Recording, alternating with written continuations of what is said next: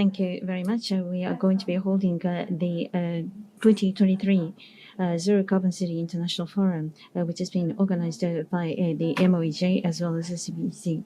My name is Katoka. I will be moderating today's event.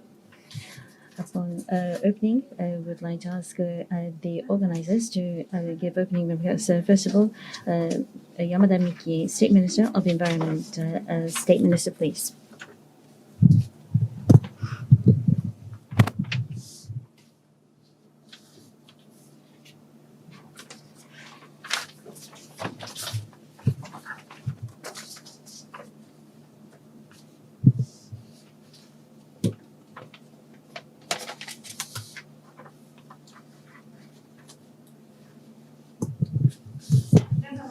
Ladies and gentlemen, good morning. I am Yamada Yuki, State Minister of the Environment of Japan. Thank you very much for attending the Zero Carbon City International Forum 2023, organized by Ministry of the Environment of Japan and Office of Special Presidential Envoy for Climate, United States of America. First of all, I would like to express my appreciation to Nina Hutchinson, U.S. Special Representative for Subnational Diplomacy of the United States, representing the host, as well as IGES, UNF, CCC Secretariat, Urban 7, and Mayors Association of Designated Cities, Japan. And this is being formed as part of the U.S.-Japan Global Subnational Zero Carbon Promotion Initiative launched in 2021 during COP26. And in order to keep the global average temperature increase below 1.5 degrees Celsius, it is critical that the cities, which account for 70% of the population, play a critical role. In order to protect human lives and social infrastructure from the climate change, it is indispensable to strengthen the resilience of the cities where 50% of the population is concentrated. In Japan, we formulated in 2020 regional decarbonization roadmap to pursue collaboration between regions to pursue decarbonization. We consider this as a growth opportunity. We make best use of regional resources, including renewable energy, capital, natural capital, and tourism resources. And this is a growth strategy to address regional challenges together with resilience and decarbonization. We are going to establish at least 100 decarbonization leading areas in Japan before 2030 to achieve a decarbonization. And we are going to share and roll out leading practices around the country to achieve carbon neutrality of the country. Internationally, we are going to promote city-to-city collaboration to support decarbonization in developing world, including Asia, to share experience and know-how of Japan's local communities' decarbonization effort. For the past 10 years, we have formed a collaboration between 20 cities of Japan and 45 cities of the world. And for instance, Sapporo, which we'll be speaking today, has formed a collaboration with Ulaanbaatar. In April this year, G7 Climate, Energy, Environment Ministerial meeting will be held in Sapporo in order to achieve carbon neutrality, circular economy, natural rejuvenation in integrated manner. We are going to pursue concrete actions by all sectors and all stakeholders. We are going to pursue discussion from various perspectives, including cities' perspective, in order to promote G7 discussion in view of the importance of the urban decarbonization and resilience.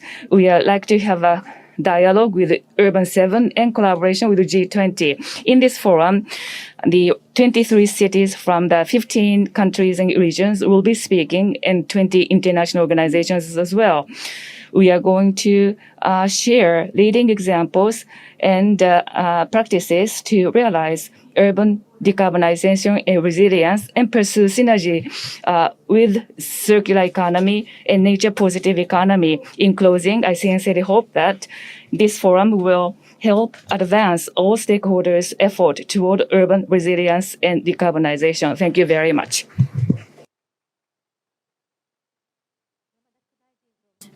Thank you, State Minister Yamada.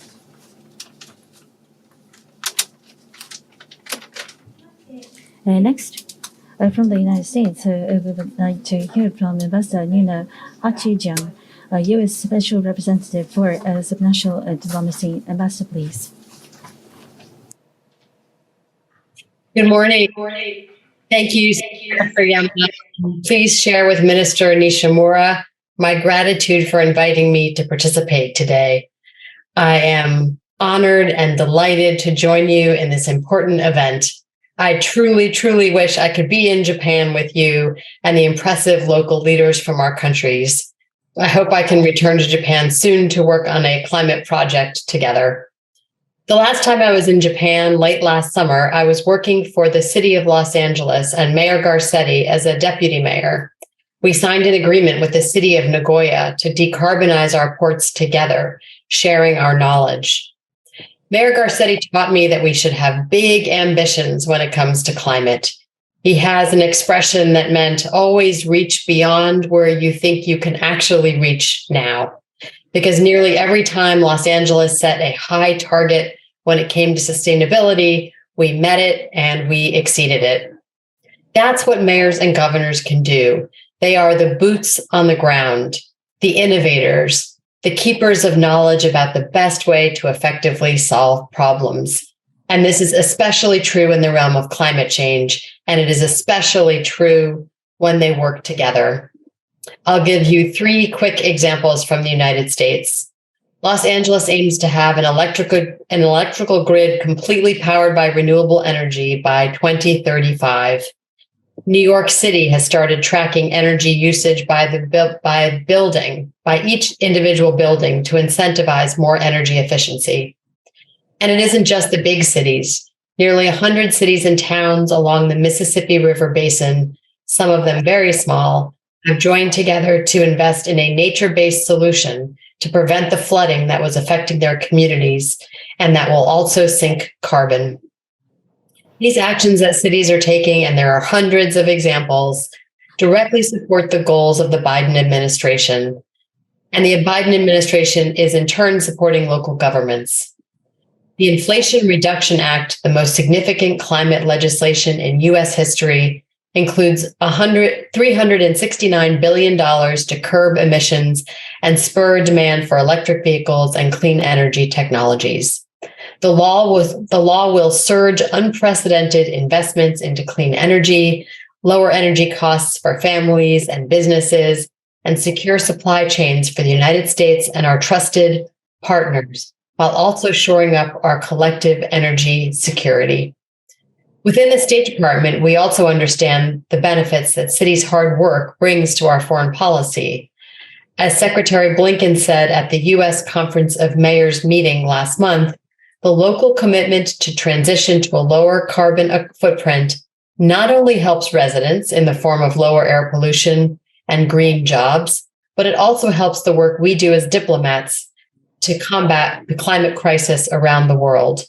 The more the United States can achieve its climate goals, thanks to its ambitious local leaders, the more we can help push ambition internationally. The creation of the new subnational diplomacy unit at the State Department shows the administration's commitment to incorporating state and local input into climate diplomacy, and we're looking forward to supporting cities to become more sustainable and resilient. Climate is one of our top priorities because we know that local leaders have so many tools they can use to decarbonize, from building codes to the way garbage is processed. To give you an example of what we're doing at the department to support cities' climate goals, at COP27, the department announced a new program called the Subnational Climate Action Leaders Exchange, or SCALE, a first-of-its-kind initiative to support cities, regions, and states in the U.S. and globally in the development and implementation of net zero climate resilient targets and roadmaps, starting with methane reduction. And we are very interested in working with you. The United States and Japan are not only strong allies, but we both take the climate crisis seriously. There are many opportunities for our cities and regions to collaborate, whether it's by sharing best practices to reduce methane, working together to provide tools and researches to emerging economies, such as in Southeast Asia, or investing in each other to create stronger and more resilient energy markets. We hope to work with national, regional, and local governments in Japan to push our collective ambition together as friends and allies. Thank you all for your time and the opportunity to share my words. I look forward to working with you all and hope you have a wonderful conference. Thank you.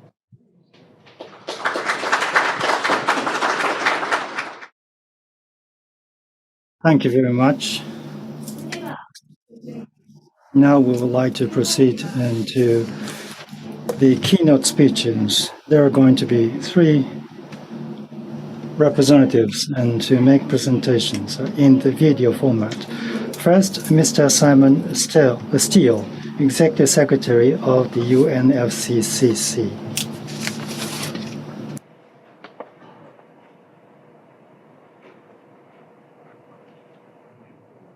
Friends, cities are where the climate change fight will be won or lost.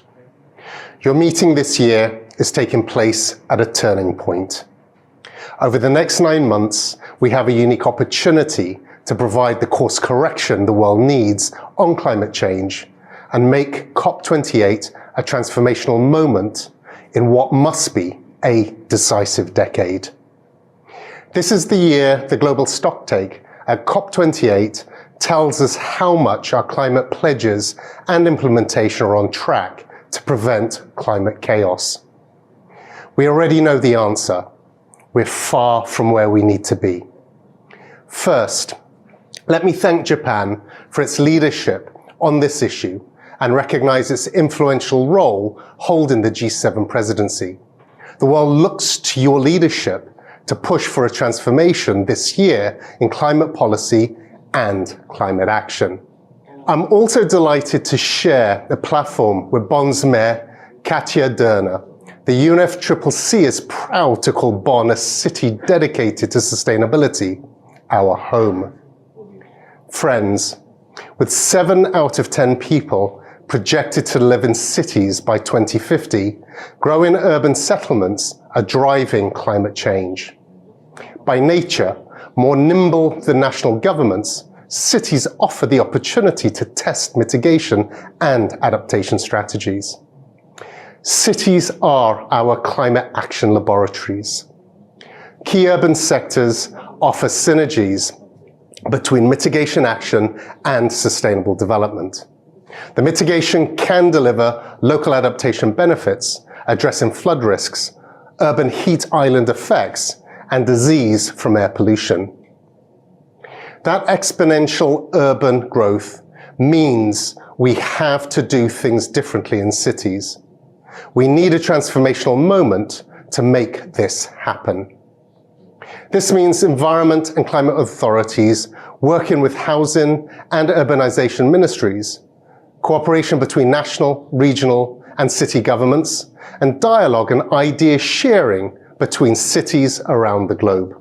Earlier, I urged Japan to use its influence as the G7 presidency to push for a transformation this year in climate policy and climate action. So what does this mean in practice? That means capitalizing on the unique opportunity the global stocktake, the heart of our efforts at COP28, provides. We need the most ambitious outcomes possible in all work streams. We're currently completing the technical phase of the global stocktake, and I have requested that the team providing the synthesis report for this stage clearly identify milestones and pathways to action, not generally, but across all sectors. As we turn to the political phase of the stocktake, I call upon all parties, and in particular the G7 and G20, to provide the leadership necessary to achieve the most ambitious outcomes possible, reflecting those milestones and pathways. In my opening speech at COP27, I said that we needed everything everywhere. That's ultimately the purpose of the global stocktake. By the end of it, every government, business, and citizen should understand what they need to do to transform our economies and societies to build a world of climate stability and prosperity. But we cannot get there without your leadership. Cities must be mainstreamed into an ambitious outcome that leads to my second point. We specifically need ambitious measures to cut emissions because mitigation permeates all that we do. On current trends, global warming will exceed 2 degrees centigrade by 2050, breaching the Paris goal of 1.5 degrees. Some large cities in Asia are already experiencing warming above 2 degrees. We can and must do better. Urban mitigation has a crucial role in the future of the global climate. How cities are planned, built, retrofitted, managed, and powered will influence urban emissions. Cities and other non-state stakeholders can identify opportunities and showcase on-the-ground action. Third, we need financial reform. We need to scale up climate finance and cut support for finance that hurts climate goals.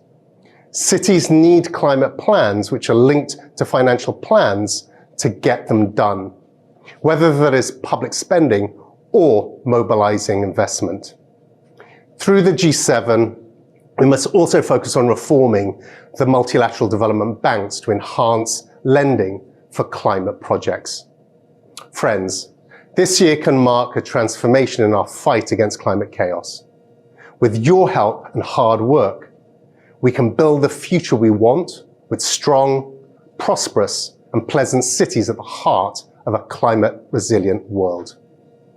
I pledge UN climate change's full support as we lead the drive to 1.5 in our towns, in our municipalities, and through cities throughout the world. I thank you.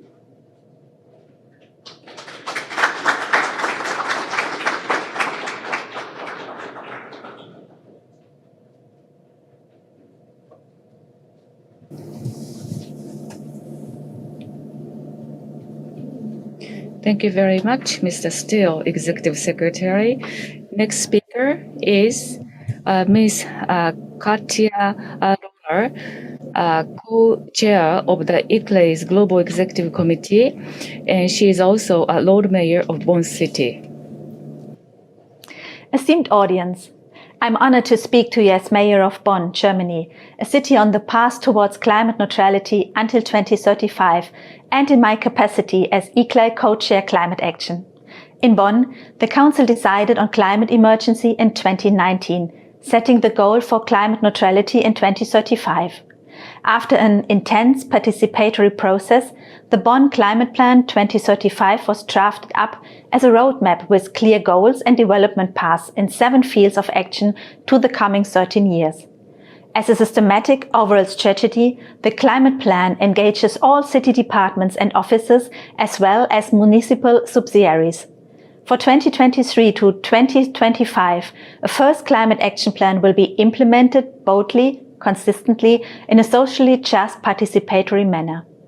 Let me give you 5 key findings from our Bonn climate plan, which might be useful to other cities. First, climate neutrality by 2035 in compliance with a 1.5 degree residual budget is feasible as a project for the entire city and society if the framework conditions are right. Second, climate action pays off for society as a whole. It lowers the cost for climate adaptation and repair of environmental damage. Plus, it entails benefits for the local economy and job market. Third, our scenarios show that energy consumption in Bonn can almost be cut in half by 2035. We aim at 100% climate-friendly supply with 42% less energy demand than in 2021. Fourth, future is spelled with an E, e-mobility and e-heating. as in district heating, with double the electricity need for Bonn in 2035, despite considerable energy savings. Therefore, a significant expansion of photovoltaics in Bonn is a primary need. Fourth, a city alone will not be able to achieve this without enabling framework conditions laid down by the national government and higher levels, like the European Union. Locally, the participation of the urban society as a whole is crucial. However, Bonn is not alone on this process.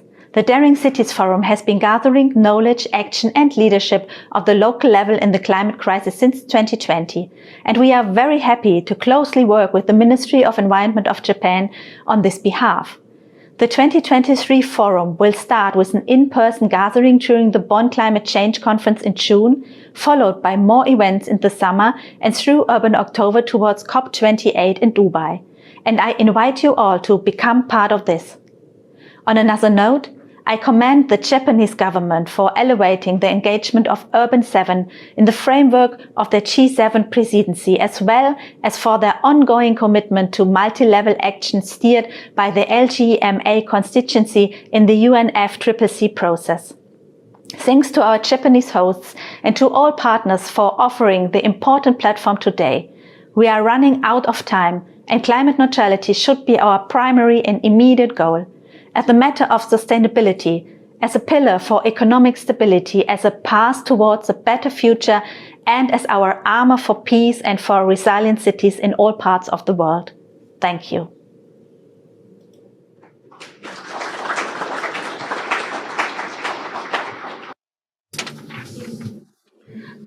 Thank you very much. Well done.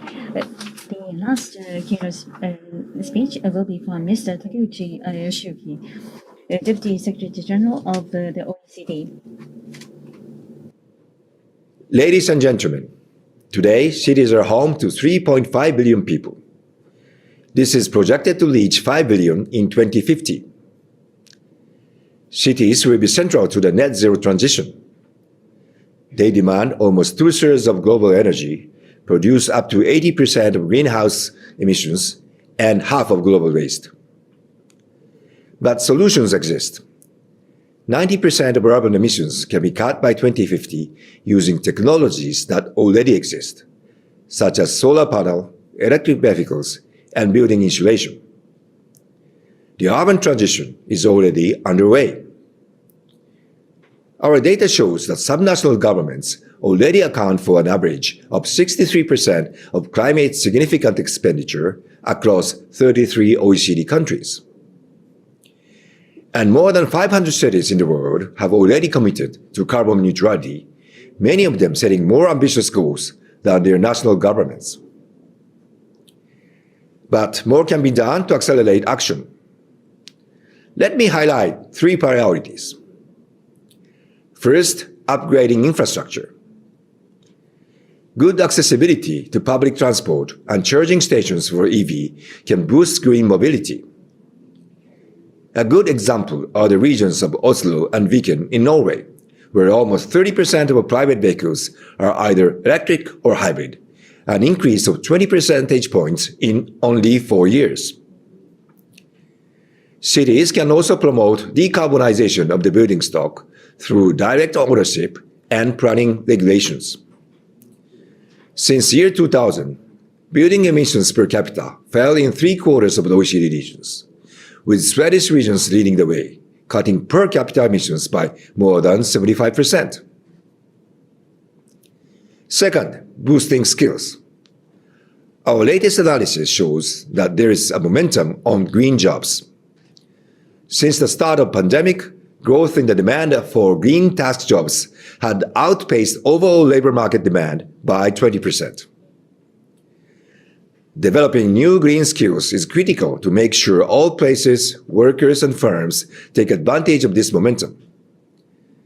This requires engagement in science, technology, engineering, and mathematics, early in schooling and retraining and upskilling opportunities for workers in polluting jobs. Third, building partnerships. Cities cannot act alone and must mobilize their communities, their businesses, and the social economy to act. They must also be supported by national government.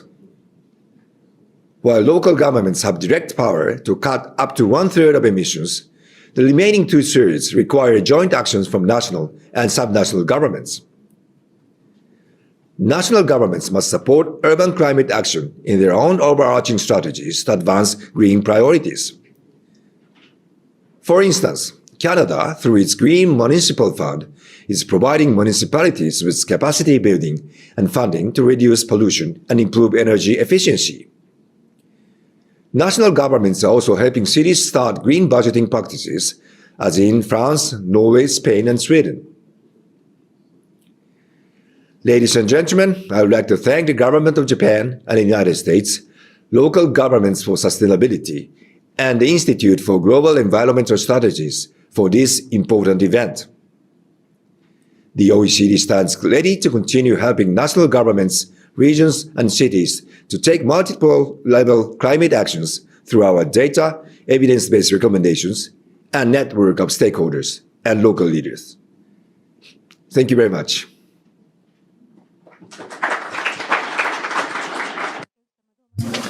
Mr. Takeuchi, thank you very much. We have the supplementary materials presented by him. You will find it on the website, and please refer to them. Ladies and gentlemen, the keynote speeches have been complete. Thank you very much. Ladies and gentlemen, we are going to have a photo session. Please come over and to the center stage. The staff will guide you to the center stage. And those who are in the audience, you will have a break until 10:10. It is the free time. At 10 past 10, please make sure that you will come back to your seat.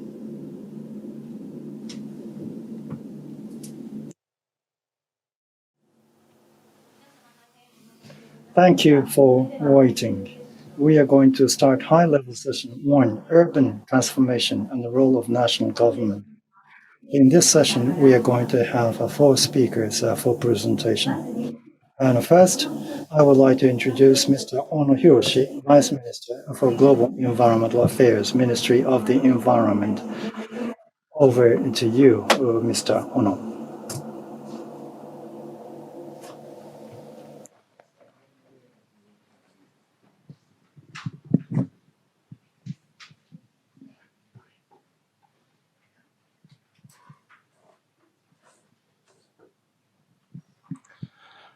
Good morning and good afternoon and good evening. Mayors and excellencies, ladies and gentlemen. Thank you very much for introducing myself. And my name is Hiroshi Ono, I'm Vice Minister for Global Environment Affairs from Ministry of the Environment, Japan. And it's my great honor to be here with all the mayors and excellencies to make some presentation on the Japanese effort, mainly on local government and the national government collaboration to promote sustainable subnational climate actions.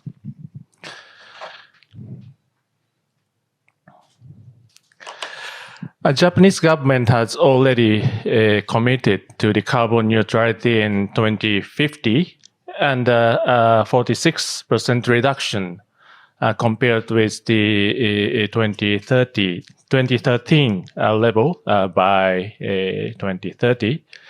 So there are a lot of challenges to achieve these goals and targets. In particular, the hard-to-abate sector, industry sectors, as well as the other energy sectors.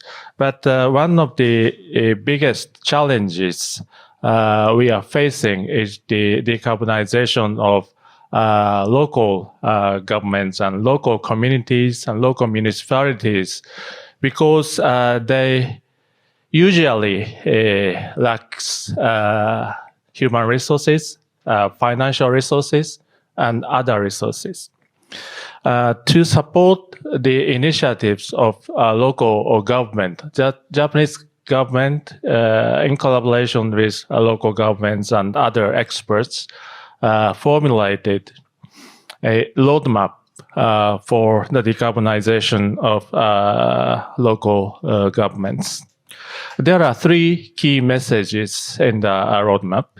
First one is that the decarbonization is not only for the environment, but also it's a growth strategy.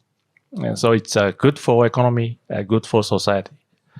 The second message was that in relation to the global growth strategy, it could address socioeconomic challenges in the region, job creation, and population decrease, and other lot of challenges local governments are facing could be, mitigated or could be accommodated through the efforts of decarbonization. Third message was that we have a lot of options and technologies, including solar, wind, and geothermal renewable energy sources, electric vehicles,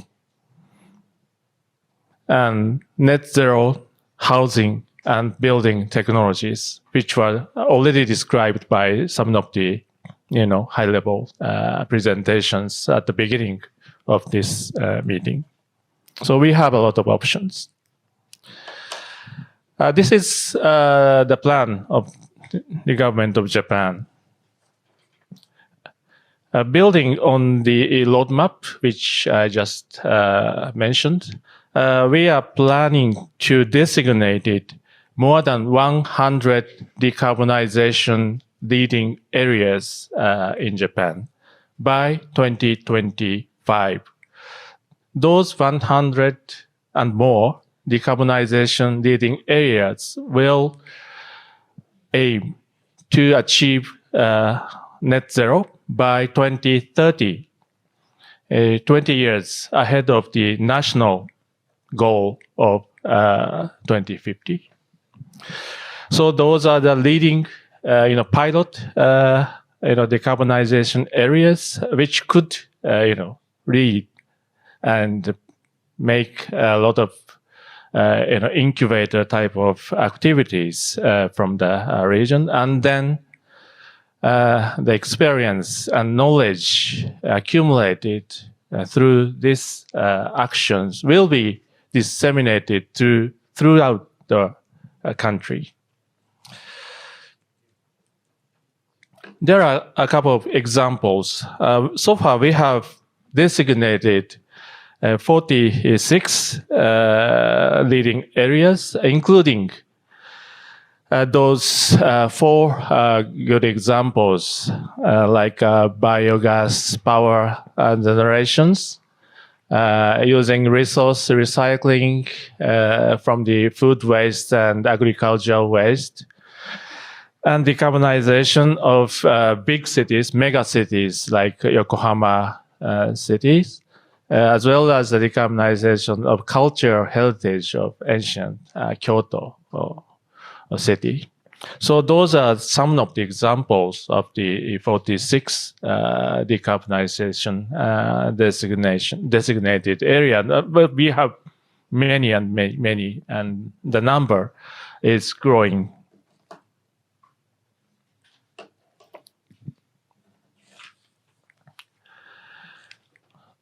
Of course, local governments, of course, we have a lot of big, cities and metropolitan areas. But on the other hand, there are many small-size local communities and cities, towns, and villages. They usually lack human resources, technical knowledges, and money. So there are a lot of challenges they are facing. So they do need a support from national government. We have two types of support from national government. One is the subsidy from the national government to the activities, actions of the local governments. The second one is the support to the private sector. We have just established a Japan Green Investment Corporation for carbon neutrality. They will support the decarbonization project in the private sector. We are also thinking about the sharing knowledges and experiences with overseas cities. Currently, the 20 Japanese cities have some kind of collaboration relationship with 45 cities, regions in 13 countries around the world. So our experiences can be shared with foreign cities, and the experience and knowledge of cities abroad can be imported and benefit the Japanese cities as well. One of the good examples of such kind of collaboration is the case of Bangkok metropolitan areas. In Bangkok metropolitan areas, JICA, Japanese International Cooperation Agency, and Ministry of the Environment, as well as the Yokohama city, jointly support the Bangkok metropolitan areas for their implementation of decarbonization plan.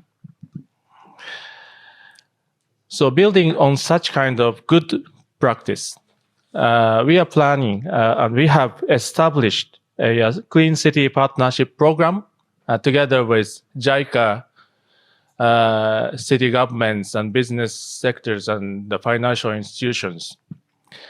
And this is to replicate the good example of Bangkok metropolitan areas to other cities in the world, so that we could support the concrete project identified through the city-to-city collaboration for their implementation. So that's our plan.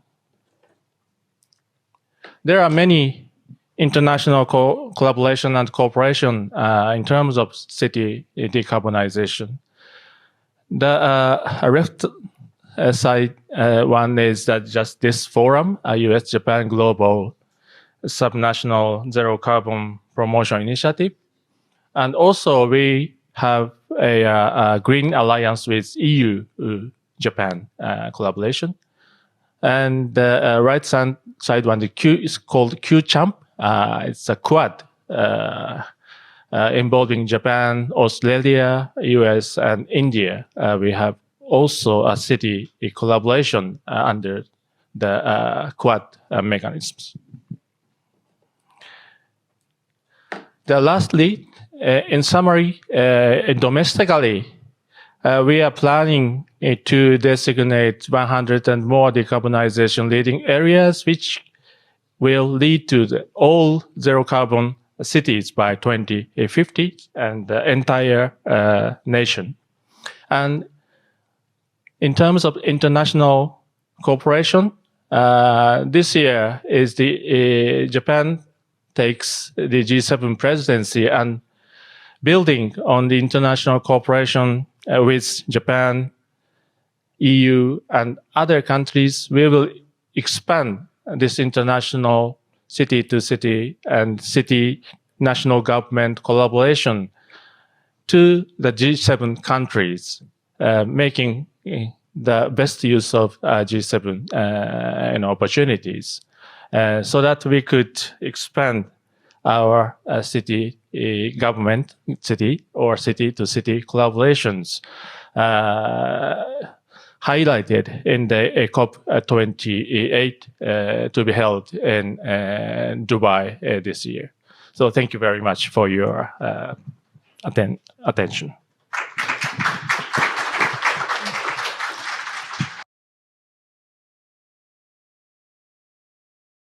Thank you very much, Mr. Ono. Next speaker is Ambassador Jean-Éric Paquet, the European Union, Ambassador of the European Union to Japan. Good morning, ladies and gentlemen, Vice Minister, dear mayors, and colleagues in attendance. It's a real pleasure to say a few words today on Europe's green transformation and how European cities are very much leading on that effort across society and industry to ensure that Europe meets its 55% CO2 reduction target by 2030, a reduction target which is in law and therefore mandatory and generates, of course, a lot of additional regulatory signals at EU level to ensure that this mandatory target is indeed met by EU member states, from Estonia to Bulgaria, from France to Poland, but also provides a strong regulatory framework for actors in society, in industry, and at local level to deliver on these objectives. I mean, recently, for example, Europe has agreed to phase out fossil cars by 2035. This is now hard legislation, which will, of course, ensure accelerated uptake of low or zero carbon cars, largely electric, but not necessarily only in Europe. We also have targets on renewable energy set at 40% by 2030. It's already very clear that we will go beyond these 40%, and that is largely due to the unfortunate and horrible Russian aggression on Ukraine, now 1 year old, where Europe had to do without gas coming from Russia nearly overnight. But this has in turn accelerated massively investments in renewable energies, has allowed industry and citizens to also become much smarter about their energy use with a big decrease. And today Europe remains very firmly on track to reach these CO2 reduction renewable energy targets. And in fact, our green transformation is our security of supply, trump card, if you want, in Europe, allowing us to deal with these very challenging circumstances. And I think what is really key in Europe and everywhere in the world as we deal with our climate mitigation measures, climate adaptation, of course, as well. Science tells us that time is running out, probably has run out, so we need to accelerate. And to do that, I think the real challenge in terms of public policy design and public-private partnerships is to find the right articulation between, of course, multilateral global commitments in which Japan and Europe are working hand in hand, but find the right balance between national frameworks, regulatory signals, investment incentives, and what is in fact happening on the ground across industries, societies, and I would argue particularly at local level. In fact, when you look around the world, where the action is in cities, everywhere. You see that in the US, which is, of course, very much part of this forum. And when the US was outside the Paris Agreement for a while, it is US cities which has kept the US on track in climate mitigation. If you look at Europe, it's the same. It is really European cities which are pushing policymakers to be more ambitious on the frameworks which are put in place at national level and where the action is taking place. And let me give you one example in Europe, and I'm so pleased to be speaking just before the mayor of Mannheim in Germany, because Mannheim is part of that very ambitious effort, which is that we have found in Europe 100 cities. In fact, when we launched the mission, we had 350 cities which applied to pledge climate neutrality by 2030. Climate neutrality by 2030, not 2050, not 2040, 2030. Admittedly, the mission tries to be smart, and there's a degree of offsetting which is possible, up to 20%. Otherwise, it would not be credible. But we have in Europe 350 cities, 20% of the EU population, where mayors and administrations believe with their population that they can radically transform in the next decade to be climate neutral by 2030. So that mission is about providing cities with knowledge out of research and innovation, technology, obviously, but more than technology, also knowledge on how industries and citizens and administrations have tried or are on the path of that transformation, share this solution, share this knowledge, but also allow cities to have better access to funding sources nationally, regionally, but also at European Union level, including banking funding from the European Investment Bank, for example. So this mission on 100 European climate neutral cities is a key development in Europe. It has started now 2 years ago. We are working with cities to engage into a climate contract where we would set out together the path to climate neutrality by 2030. So really watch that space. This is much more than pilots or demonstrations. This is effectively 100 cities in Europe with many more which will benefit from it, not just testing and exchanging good practices, but doing it, becoming climate neutral by 2030. So this will, of course, be in itself a massive contribution to the broader reduction effort spurred by European and national level policy action. Let me conclude by one very important point in that exercise, which I think is relevant everywhere, but is, of course, at the heart of these missions, is to engage with citizens. Technology will get us so far, and very far. I have no doubt about that. I used to work myself in science, but it won't get us to climate neutrality. For that, you need our societies to agree to change. And so this cannot be done top-down. You need a genuine conversation with citizens, and you need citizens to be part of the policy design of the transformation of their own environment. And at the heart of the cities mission is indeed citizens driving the design of the policies, engaging with city authorities to decide how in the next decade they will become a better city, a safer city, a city which is great to live in because it will be a climate neutral city. So I'm impressed, amazed by these 100 European cities, and the mayor of Mannheim is one of the great examples amongst these 100 cities. Thank you very much.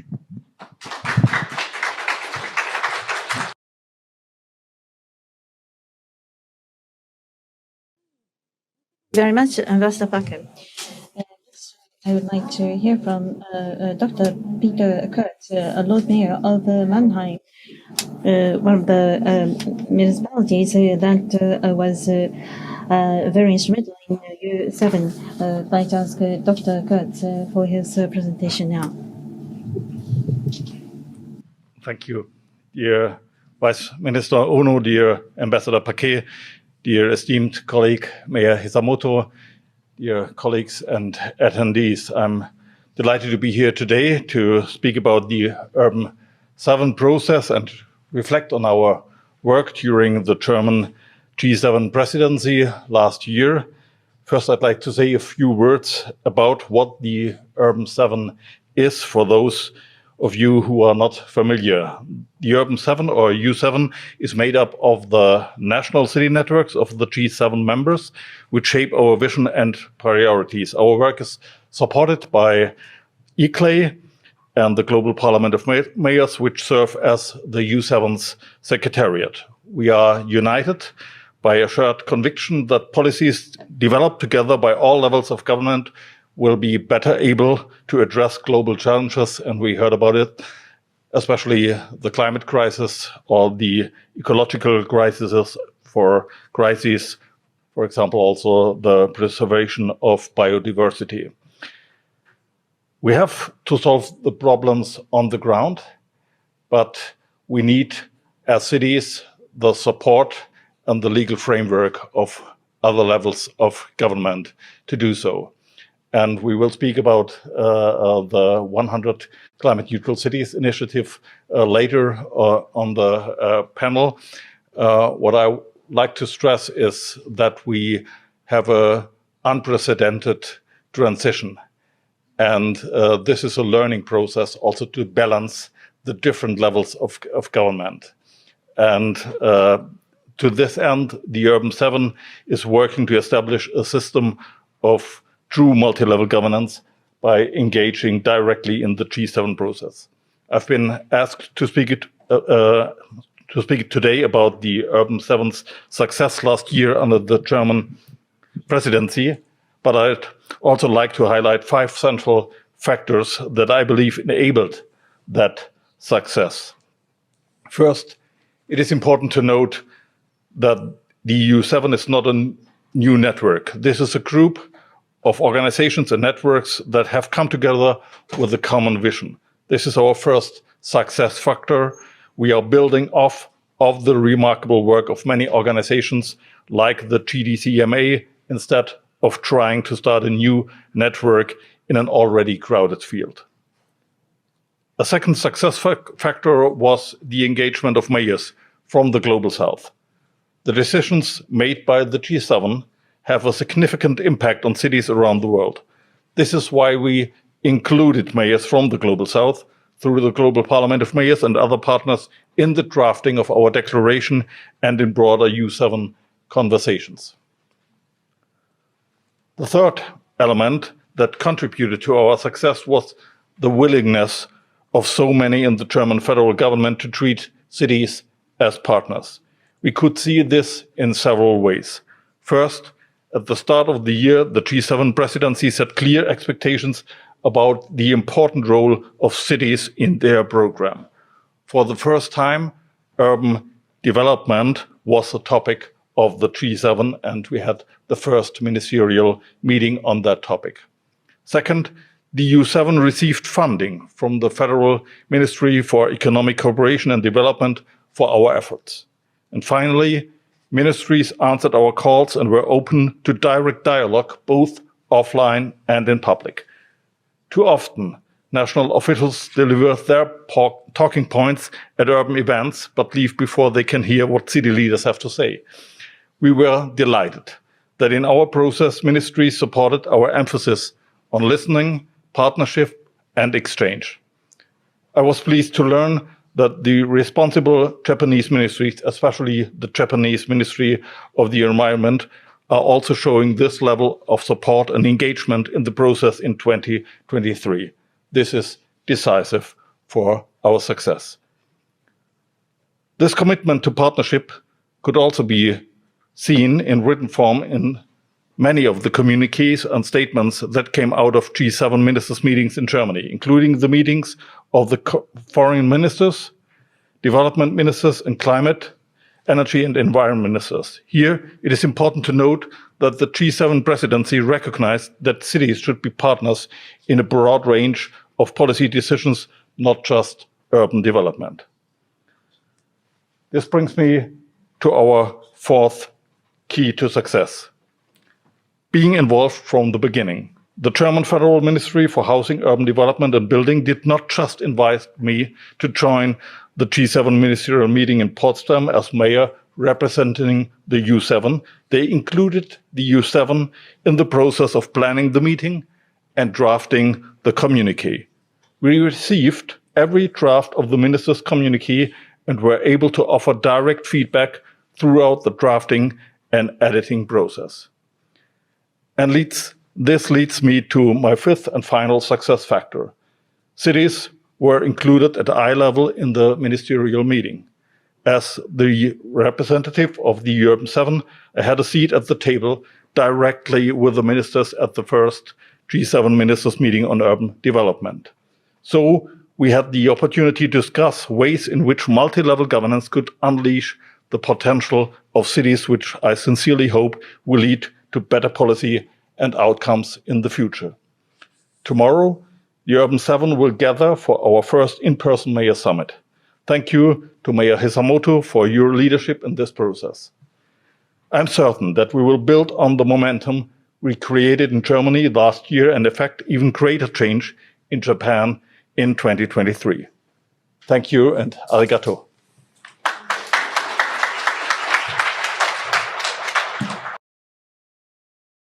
Mr. Kurz, thank you very much.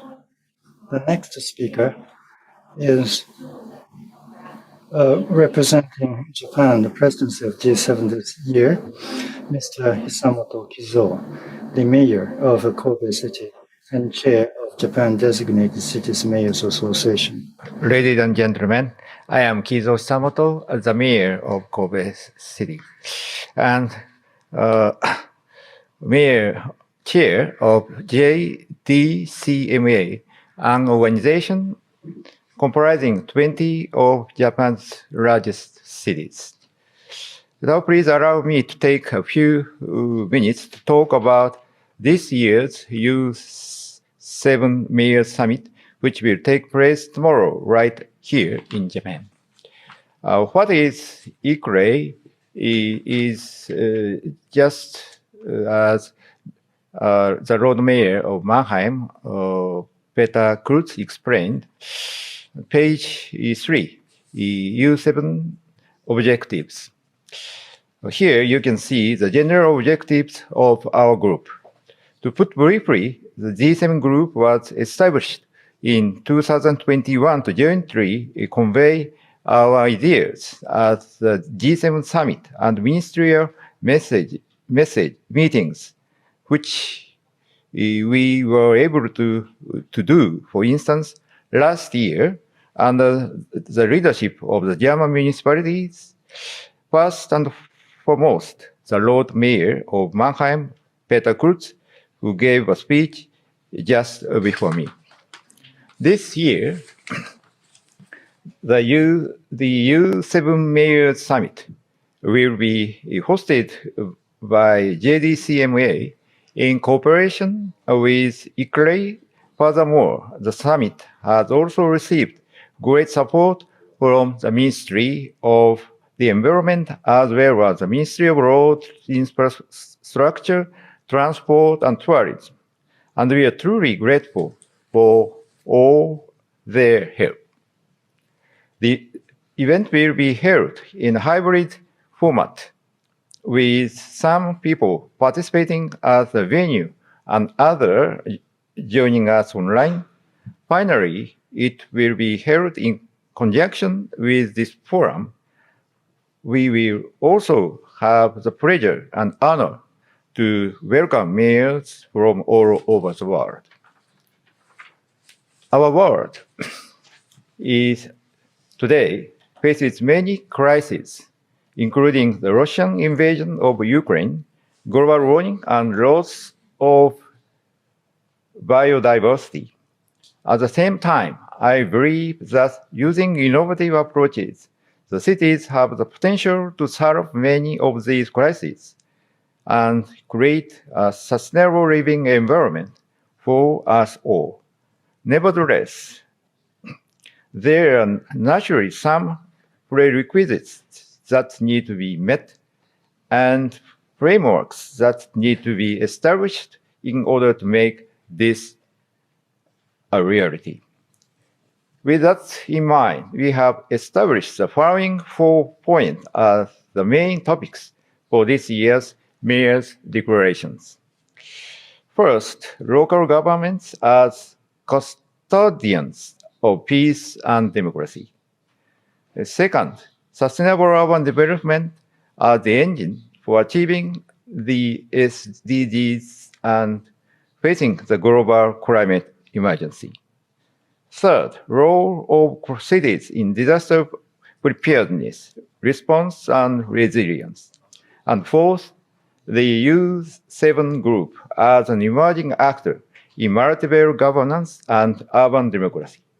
Among these, I'd like to touch on numbers 2 and 3 in more detail. In regard to the second topic, we encourage various local governments to be more active in the efforts to achieve the SDGs and ask the governments of all G7 countries to emphasize the important role of local governments in establishing a sustainable society. Now, in regard to the request we have for our national government, they would include, for instance, the following. First, authority and funds required for the provision of public services crucial for sustainable development need to be transferred to the local governments. Second, local and municipal climate initiatives need to be promoted and accelerated through multi-level governance schemes. And third, in cooperation with local governments, national governments need to improve and increase the number of urban green spaces in order to protect biodiversity and ensure that these areas are utilized in a sustainable manner. In regard to the third topic, I'd like to mention that the cities have extensive expertise and resources when it comes to disaster preparedness and response, and that we are always ready to support all kinds of recovery and reconstruction efforts. More and more people are suffering from various disasters these days, and promotion disaster response policies is becoming a progressively important topic for the international society as a whole.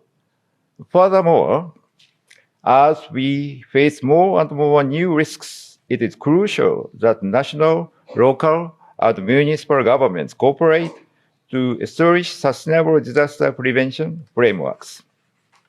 Now, these are our plans for the nearest future. As you can see, Japan will soon be hosting the G7 summit and a number of ministerial meetings. Tomorrow, we plan to adopt the U7 mayors declaration, and we will continue working to have our agenda recognized at all of these meetings and included in the G7 leaders' communique and ministerial statements. Specifically, a representative from the U7 group will attend the G7 urban ministerial meeting in Takamatsu, where they will talk about our goals and objectives. Lastly, just as the G7 countries are expected to take a leading role in building a peaceful, democratic, and sustainable world, it is also important that we, the U7 cities, do everything in our power to support our national governments in these endeavors, building strong ties with all of our partners. Tomorrow will mark our third summit meeting, and I strongly believe that we need to continue promoting all of the initiatives. Thank you very much for your kind attention.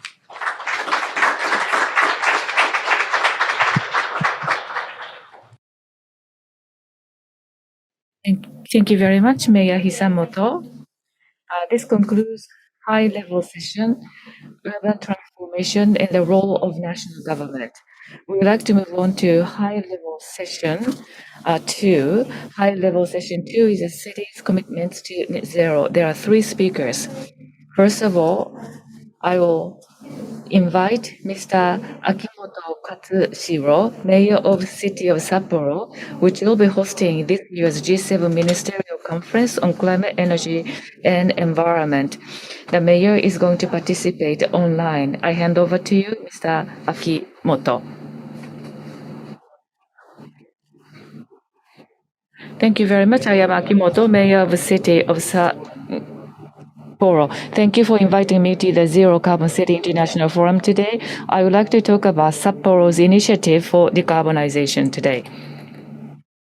Today, I would like to share with you these 3 points: overview of the city, zero carbon initiatives, and intercity collaboration. First of all, let me give you the overview of Sapporo City. Sapporo is a main city in Hokkaido, which is located in the northern part of Japan with a population of 1.97 million. It is the 5th largest city in Japan. In 1972, Sapporo hosted Winter Olympics as the first city in Asia.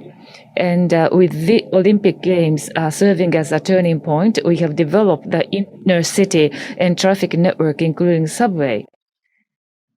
Sapporo is 1,050 kilometers from Tokyo, capital city of Japan, but it is only 90 minutes by air. It is very accessible.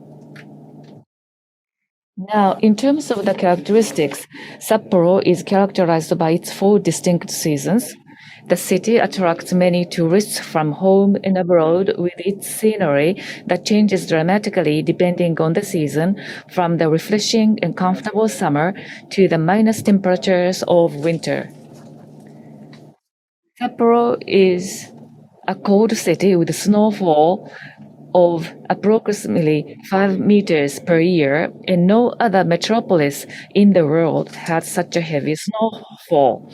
Sapporo has been certified platinum by LEED for Cities and Communities, the world's leading certification system for evaluating environmental performance of cities. Platinum is the best ranking.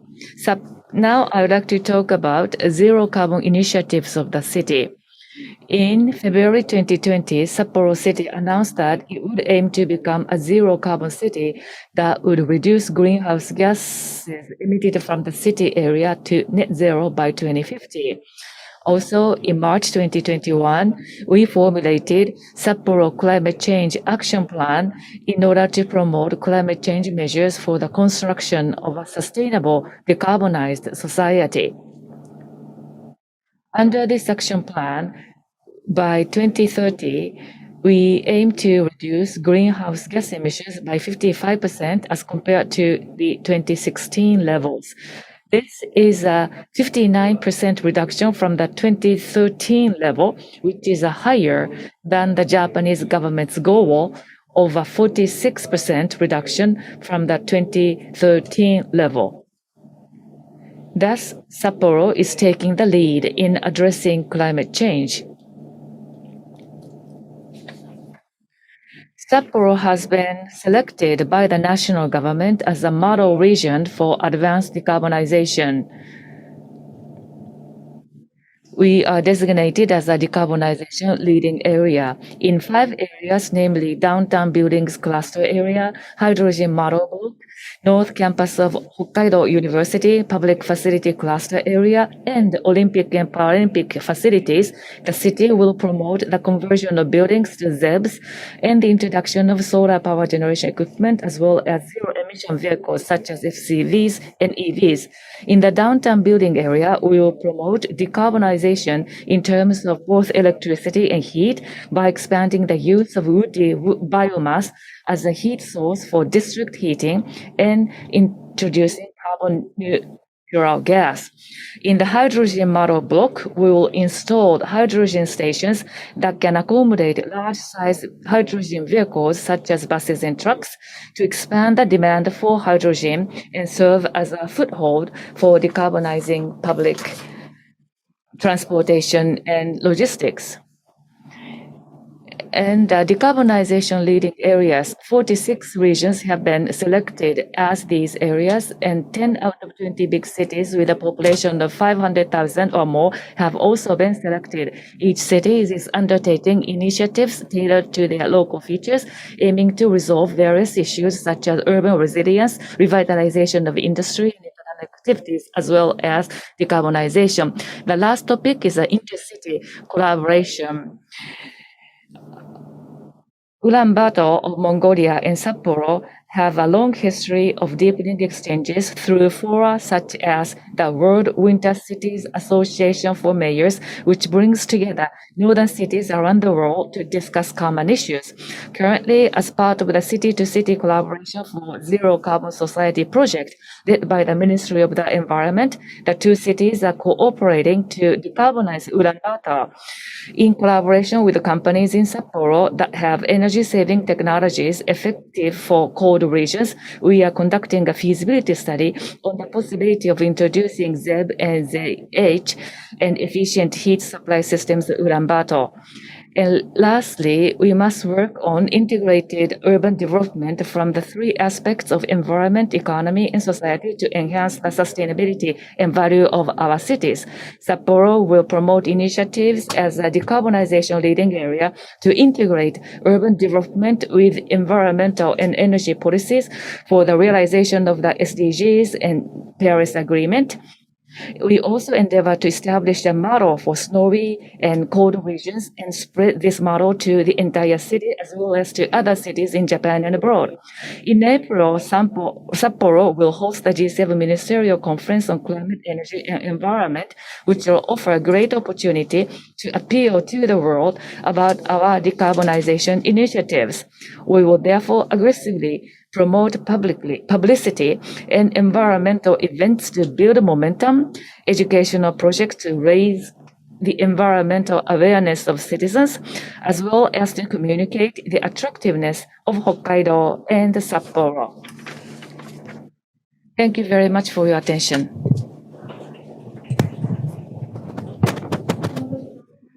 Thank you very much, Mayor Kimoto.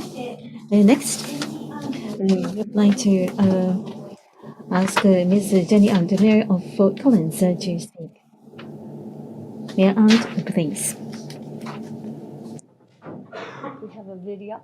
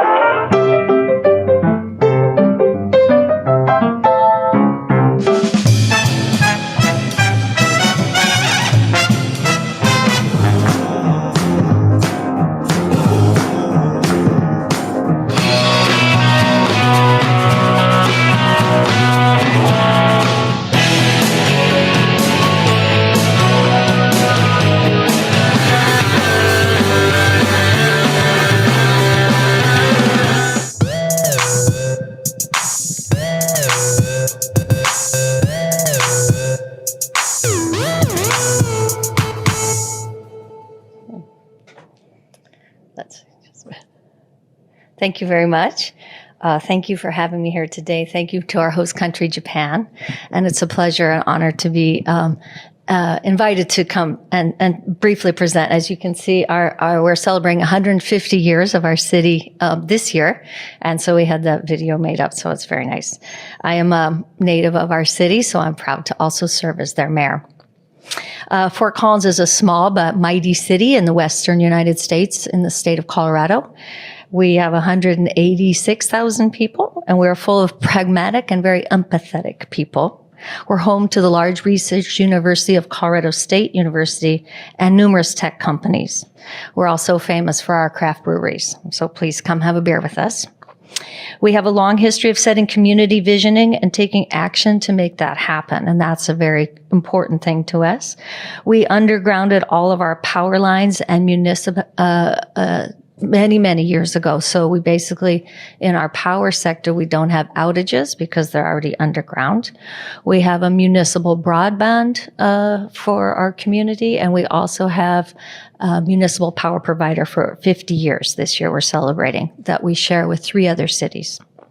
Our first climate goals were adopted in 1999. When I served at the state legislature, people were laughing at me, saying, "How are you going to do that?" So we've always been interested and informed on these things. We have made major investments in land conservation and stewardship of our open spaces. And we also are having an increasingly shortage of water for our growing population. So we're going to have to really pay attention to that. We have been for a while, but the time is now with an increased necessity of an over 20-year drought. So it's basically an overall drying out of the American West. Our goals have always been matched with our action, and we've always had our community leading the way. One of the other speakers mentioned how important it was to have the people involved, and we have. When it comes to be a carbon neutral city, Fort Collins has set some very ambitious goals. Let's see, Fort Collins actions toward a zero carbon society. We go arm in arm with other cities around the world. We cannot do this alone. The urgency of the moment requires a new approach, and I'm glad to see all the subnational cooperation across the globe. Our community is doing its small part to step up to meet the challenges at hand. We came together to develop a visionary framework for action that calls us to lead in our own ways, and we call ours our climate future. We just recently upped the goals in that too. So we're going to try to figure out how to meet our ever increasing goals even as we go along. We're increasing the city's organizational capacity to partner with other community leaders, investing in organizations to co-lead with new initiatives with our partnering cities. A challenge cities face everywhere is when we go this alone, we miss the opportunity to work together. Local governments historically have been good about doing work for ourselves, and increasingly the challenge will be doing it together. Someone asked me recently, a biggest challenge your city faced in doing some of these things, especially in water. And I just said sharing is going to be a future challenge. Let's see, for our part, Fort Collins City Council has declared a climate emergency. We've set hard targets for emission reductions. We use data-informed budgeting to process, to accelerate and scale our solutions.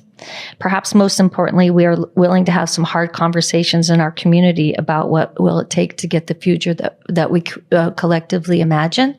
And some of those are worrying about the least among us and have some environmental social justice. There are challenges and strengths in leveraging our American culture. Incredibly engaged community is willing to do their part. Over 80% of our residents say they want our city to take action on our climate. And there are inherent tensions here as we struggle to work through the meaty ones right now. In the United States, as you may know, we don't have some of the social safety net that other countries have. And so when we are so highly individual and independent, we come up with some challenge of doing things collectively, to put it mildly. So we also have strict building codes with 9 local amendments onto the international building codes. And the tension comes when we're driving up some prices and making things more expensive. How do we then, in our culture, pull up those, the least among us, because we still want Fort Collins to be an affordable and welcoming place, right? That's recent and red hot in our city, these sorts of tensions coming together. We would like to preserve our neighborhood character and also have some new zoning regulations that increase housing capacity and developmental patterns to support more transportation, right? And we are trying to implement a 15-minute walkable city. In the United States, it's very challenging.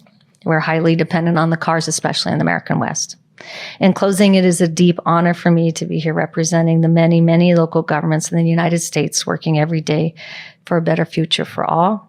And it is a privilege to stand alongside all of you here as we learn together to get out of the way and let our communities lead. So thank you for having me, and I hope we stay in touch.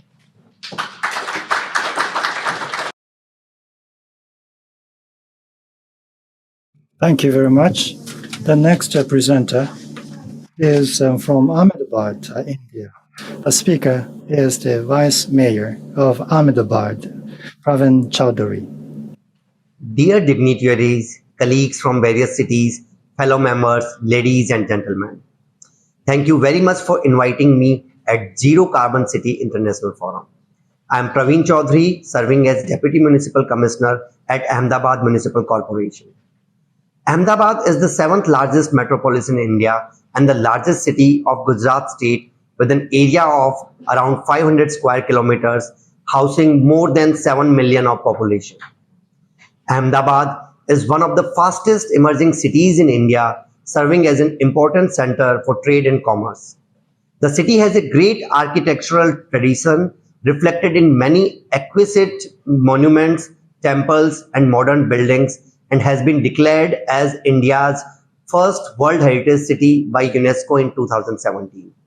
Due to various catalytic growth activities in the city, it is swiftly expanding and hence has resulted in increased population growth and urban sprawl, leading to increased pressure on municipal service delivery and consequently on available resources also. Hence, it is extremely critical to strategically utilize the available resources and build resilience for tomorrow. The city has started its efforts toward building climate resilience in the city while also recognizing the heritage value of the walled city's unique heritage. For example, 10% of the total electricity consumption for municipal services is through renewable energy. City is also targeting to increase the share of renewable energy in its total consumption. For water security, city has taken different initiatives, including riverfront development of Sabarmati River, lake development and rejuvenation, flood mitigation and groundwater recharge through Catch the Rain campaign, reducing non-revenue water through identifying leakages and illegal water connections. Supervisory control and data acquisition. SCADA system is also installed for effective and efficient management of water, wastewater and stormwater services. For effective wastewater management, city is augmenting its old sewage treatment plants with newer technologies. City has also implemented sludge hygienation plant for sludge management. It has also implemented biogas to energy plant. 2,000 ton per day waste to energy plant is being executed by the city for effective management of solid waste. Around 80% of the total public transportation fleet is on cleaner and greener fuel in Ahmedabad city. City has targeted to phase out all municipal corporation run diesel buses by 2023. City is also providing first and last mile connectivity through bicycles and electric rickshaws to existing public transportation system.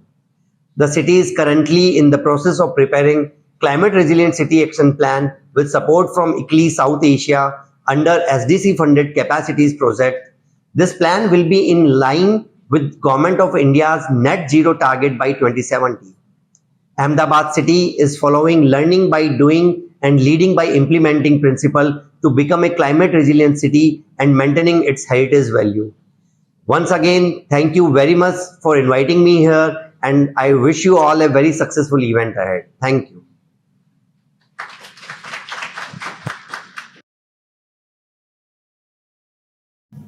Thank you very much, Mayor Chaudhary.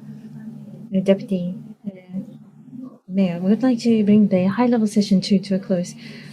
We are still slightly ahead of schedule, but afterward, we'd like to move on to the panel discussion. We'd like to ask the speakers to come onto the stage. For this panel discussion, we will have the speakers from the previous session, Mr. Hiroshi, Vice Minister of the Global Environmental Affairs, Ministry of the Environment, Japan, Dr. Peter Kurtz, Lord Mayor of Mannheim, Mr. Hisamoto, Mayor of Kobe City, and Ms. Jenny Under, Mayor of Fort Collins. We'll have Kumar also participating online. We'll have Mr. Imran Kumar, Deputy Secretary General of ICLEI, to also participate.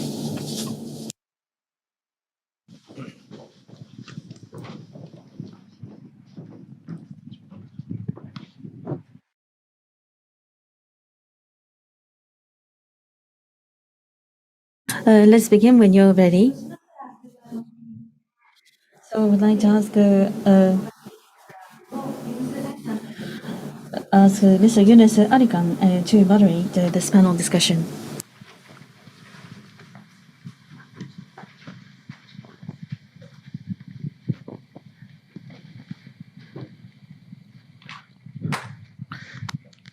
Good morning, ministers, honorable mayors, colleagues, friends.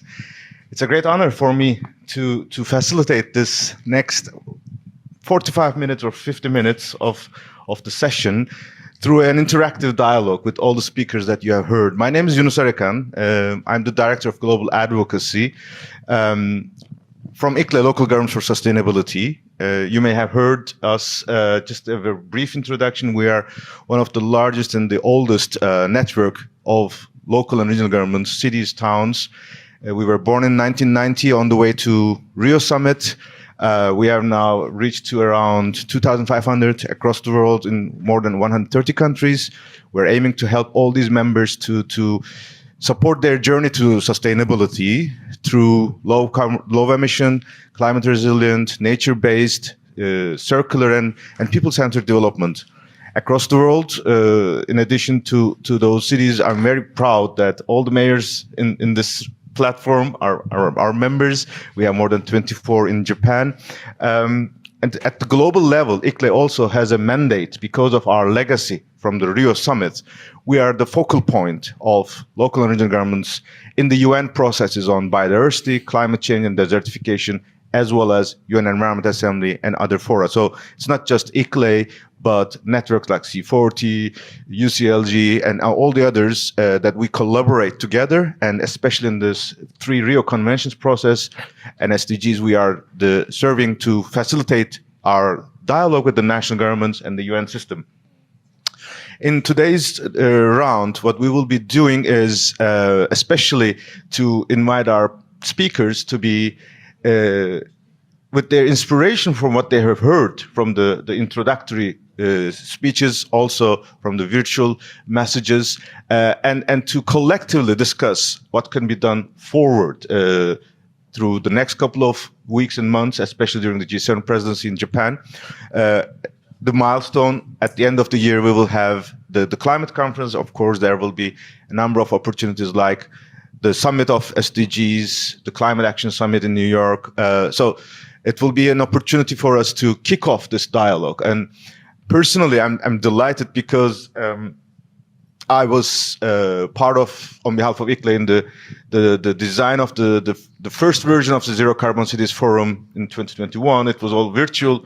Now I'm very happy that we are here in person and we are using the modern technology to connect even in broader. In that regard, when I listened to all the discussions here before giving the floor for our speakers, just wanted to recap one of the things that we should be remembering in the global arena, how we are reached to this level. Because in the early 1990s, when climate debate was on the table, cities were not too much noticed or even spoken about. It was, if I can say, it was like a taboo for some. But it was more and more clear that when nations had difficulty to implement these global goals, they have understood the local governments, and at the same time, local governments also improved their capacity through their collaboration, networks like ICLE, their bilateral relations, so that they also understood that they can much effectively contribute. It was in 2021 in the Paris, the 2015, the famous Paris Agreement, where for the first time we made in the preamble paragraph that recognition of all levels of government as enshrined into this global process in the climate change. On the way to Glasgow in 2021, we made this notion that time for multi-level action has come. And as you have heard, the efforts from the US, Japan have paved the way really to the global agreement in Glasgow, have another reference that this time the Glasgow Climate Pact says that we recognize, we understand, or we underline the urgency for multi-level action. So it's not just recognition of that there are other levels of government, but now the concept of multi-level action is on the table. And on the way from Glasgow to Sharm el-Sheikh, we also advanced in the notion that multi-level action delivers. So it's not just the diplomatic decisions, but action on the ground. And this was also our driving force, because we have come up with initiatives that is much more concrete. And be it at the US, be it at Japan, now you're seeing this. And as mentioned by the UNFCCC secretary, that there is more and more initiatives and the need and calls for making these concrete actions across the world. So with this introductory words, I would like to first start with Minister Ono once again. Especially, we have been very happy to hear your references also from the State Minister about your wish to work with G7. And in fact, let's again give an important recognition to Minister of Environment, because at the G7 level, our first interaction was in 2016 in Toyama, when the environment ministers invited mayors to work together. And now we have institutions like Urban 7. You have heard from Mayor Kurtz, you have heard from Mayor Kobe, Mayor Hisamatsu, also what our vision. So listening all these, how can we think about concrete plans for the Sapporo summit and beyond, knowing that Urban 7 is becoming much more solid as a partner to you? So I would like to invite all the speakers to have around 4 minutes of their responses to the first question. And on the way back, we will have one virtual participant from India, again, supporting of the Urban 20 process. So then I will give 1 more minute to the second round, and again we will conclude with Minister Ono. So the floor is yours. Thank you very much once again.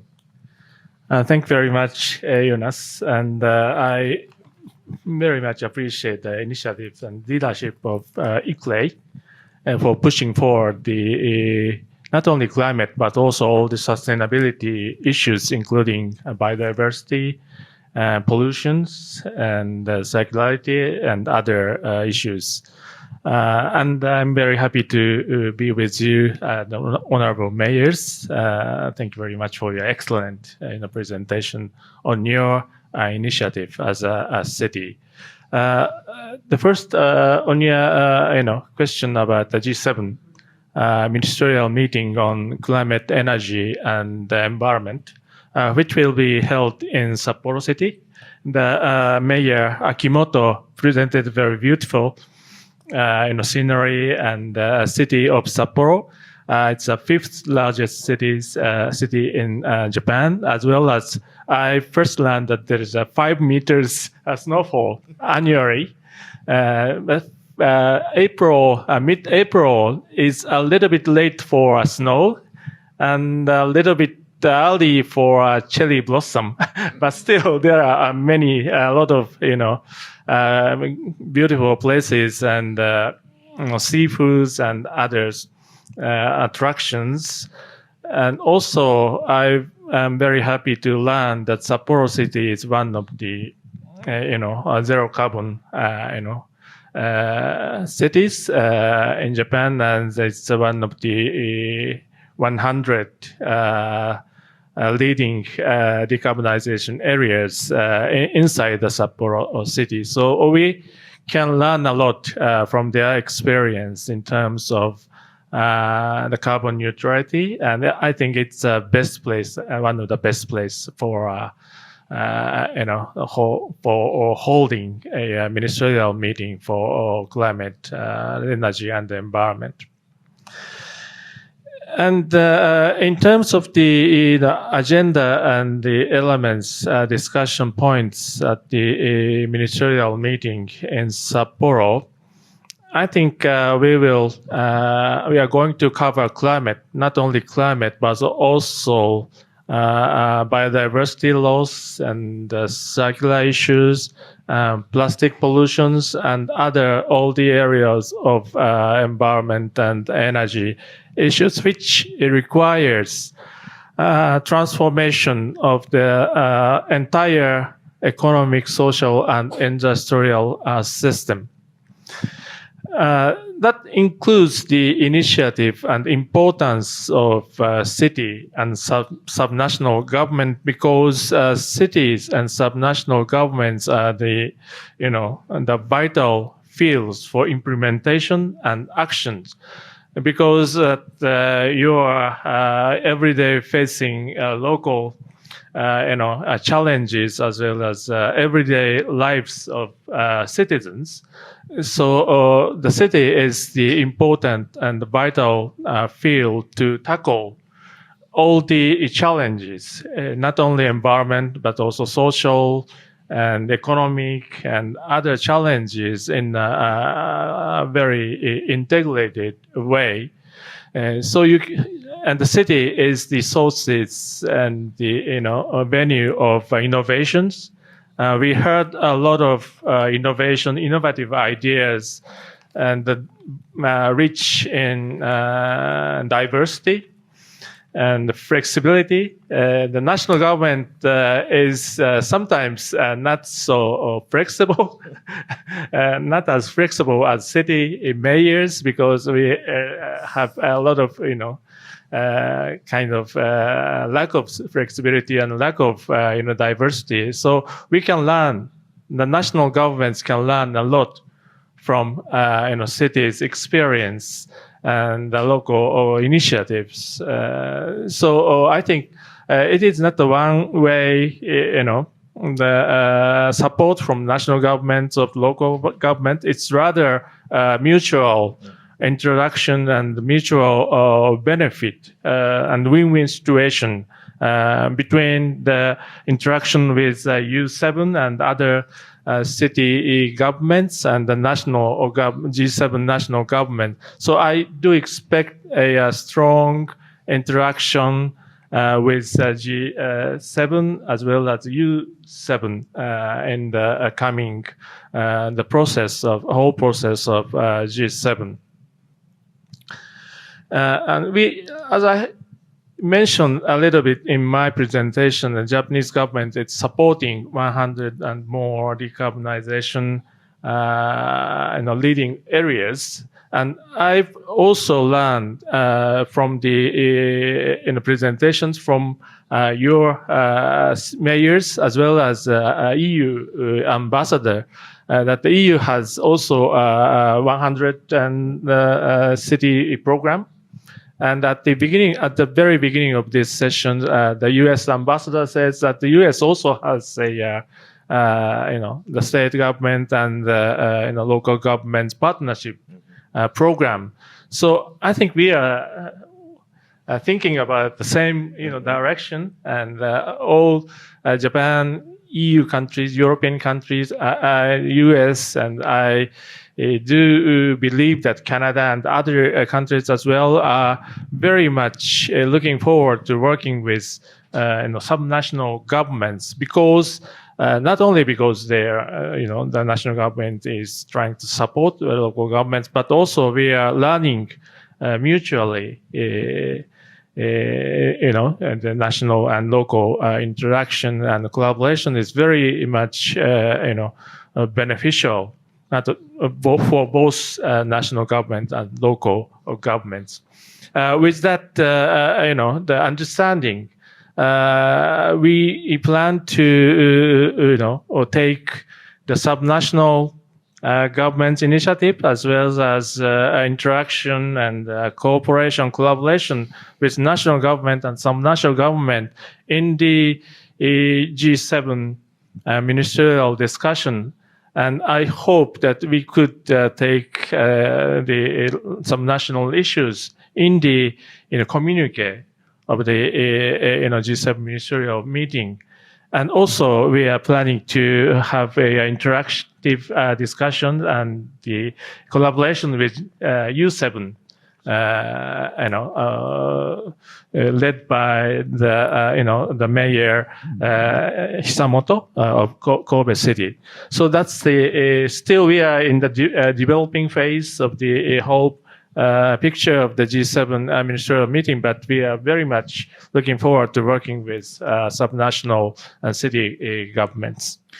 This is really music to our ears. I'm sure now our next speaker, Mayor Kurz, will comment on it. But I think for us, it's really encouraging because during the German presidency, we were very active as in the SUDO, but not in the environment ministerial. So we should be using this opportunity to prepare our network, that we should also be prepared how to engage. And maybe Mayor Kurz, immediately to you, maybe you can focus on 2 points. One, some examples of this EU mission. What is the new thing? How are you seeing this? How you think could reflect to the G7, but also hearing from Minister Ono how we can prepare ourselves for the Sapporo meeting, because the urbanization is in July, Sapporo is in April, so it's much earlier, but I think it's a good setting the scene towards the rest of the year. So the floor is yours, Mayor Kurz. Yes.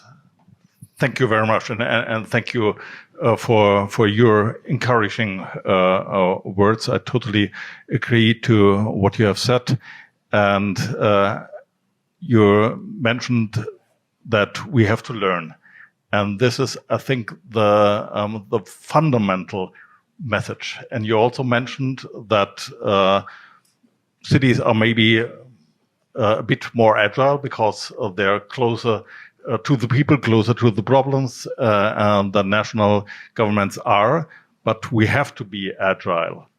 And this is a part of the learning process. And if we look to Paris, we not only are in danger to really to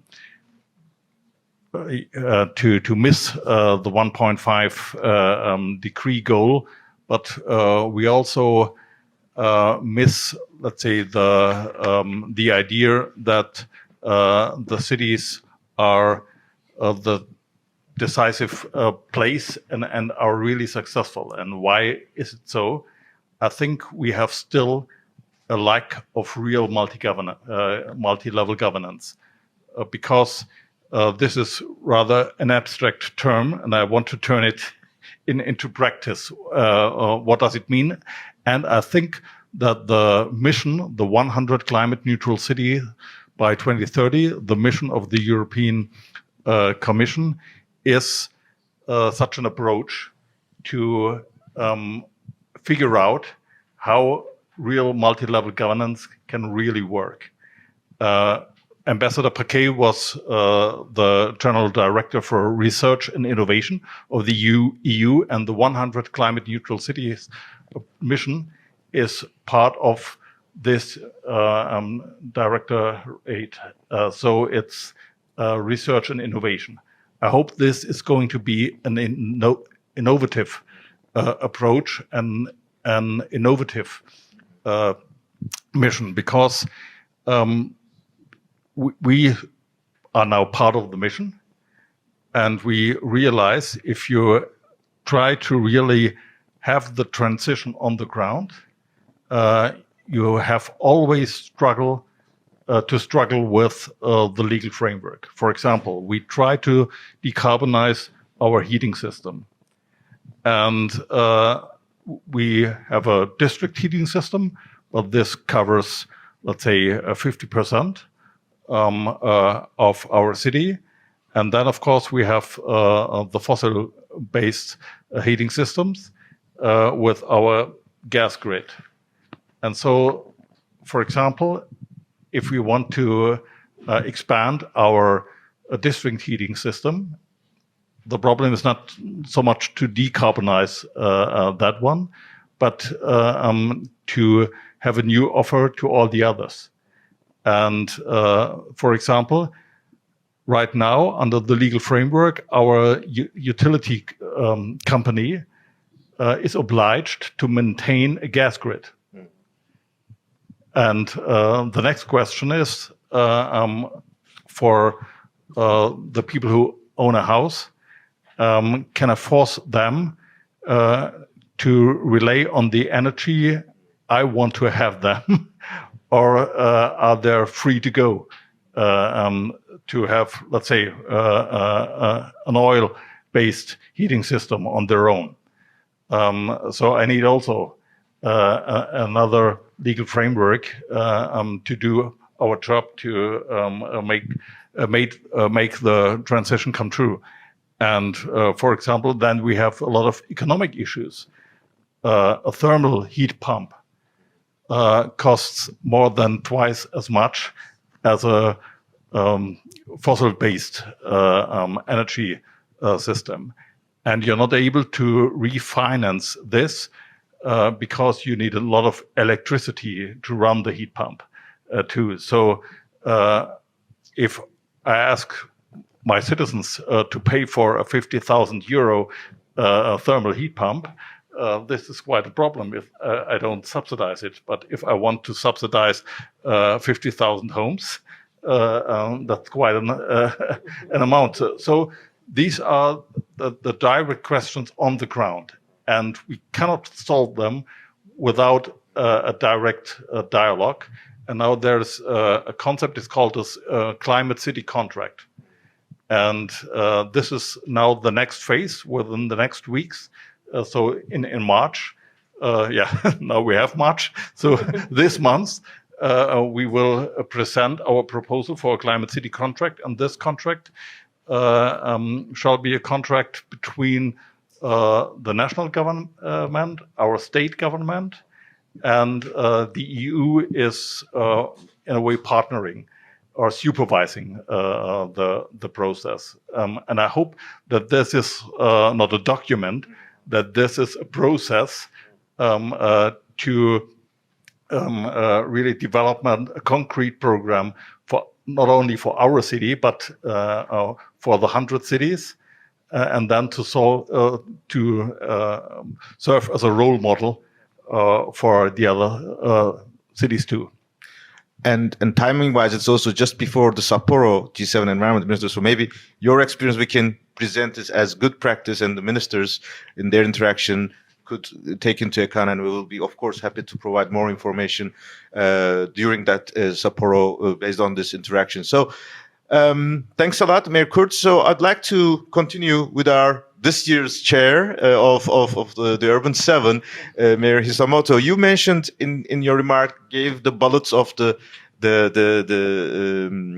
declaration, which number 3 was on resilience. And we know Kobe has a legacy of both the very, very severe experience, but also good practice building upon it.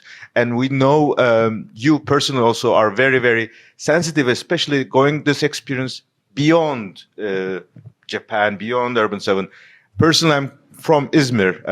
I'm grateful on behalf of the people of Turkey and Mayor of Izmir. Just last week, you have sent a very nice message to their effort on the earthquake. So, Mayor Hisamoto, how do you think now this year's Urban 7 can help us to expand our experience and make more support to resilience building in Japan, in G7 and G20 cities? Izmir, for example, is one of the G20 cities, urban 20 cities. After you, we will hear from our colleagues from India, but I'd like to invite you to refer your vision and also through this opportunity, once again, good luck for your chairmanship this year. It's not an easy task, but ICLE and Global Parliament of Mayors will stand by you to help you to lead this process. So, floor is yours, Mayor.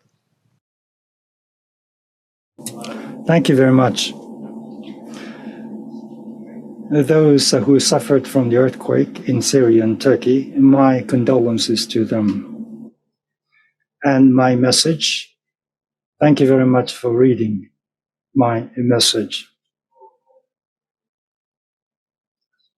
Well, the previous discussion, and having listened to all the comments, and also that recalling the sad experience in Turkey and Syria, I think there are obstacles to SDGs. They are twofold. One is war, and the second is natural disasters.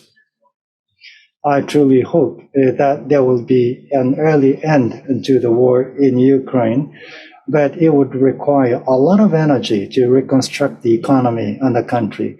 28 years ago, over 4,000 lives were lost as a result of the earthquake.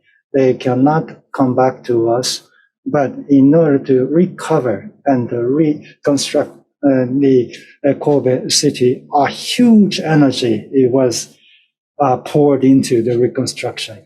Therefore, in order to recover from the disaster, in light of the energy required for that, the infrastructure that is resilient to natural disasters is extremely important. I think from the viewpoint of SDGs, we have to create a city that is resilient to natural disasters. That is extremely important. If I share with you with one example, we have countermeasures in place against tsunami. How to prevent tsunami is extremely important. What we are doing in terms of Kobe City, there are going to be the water gates.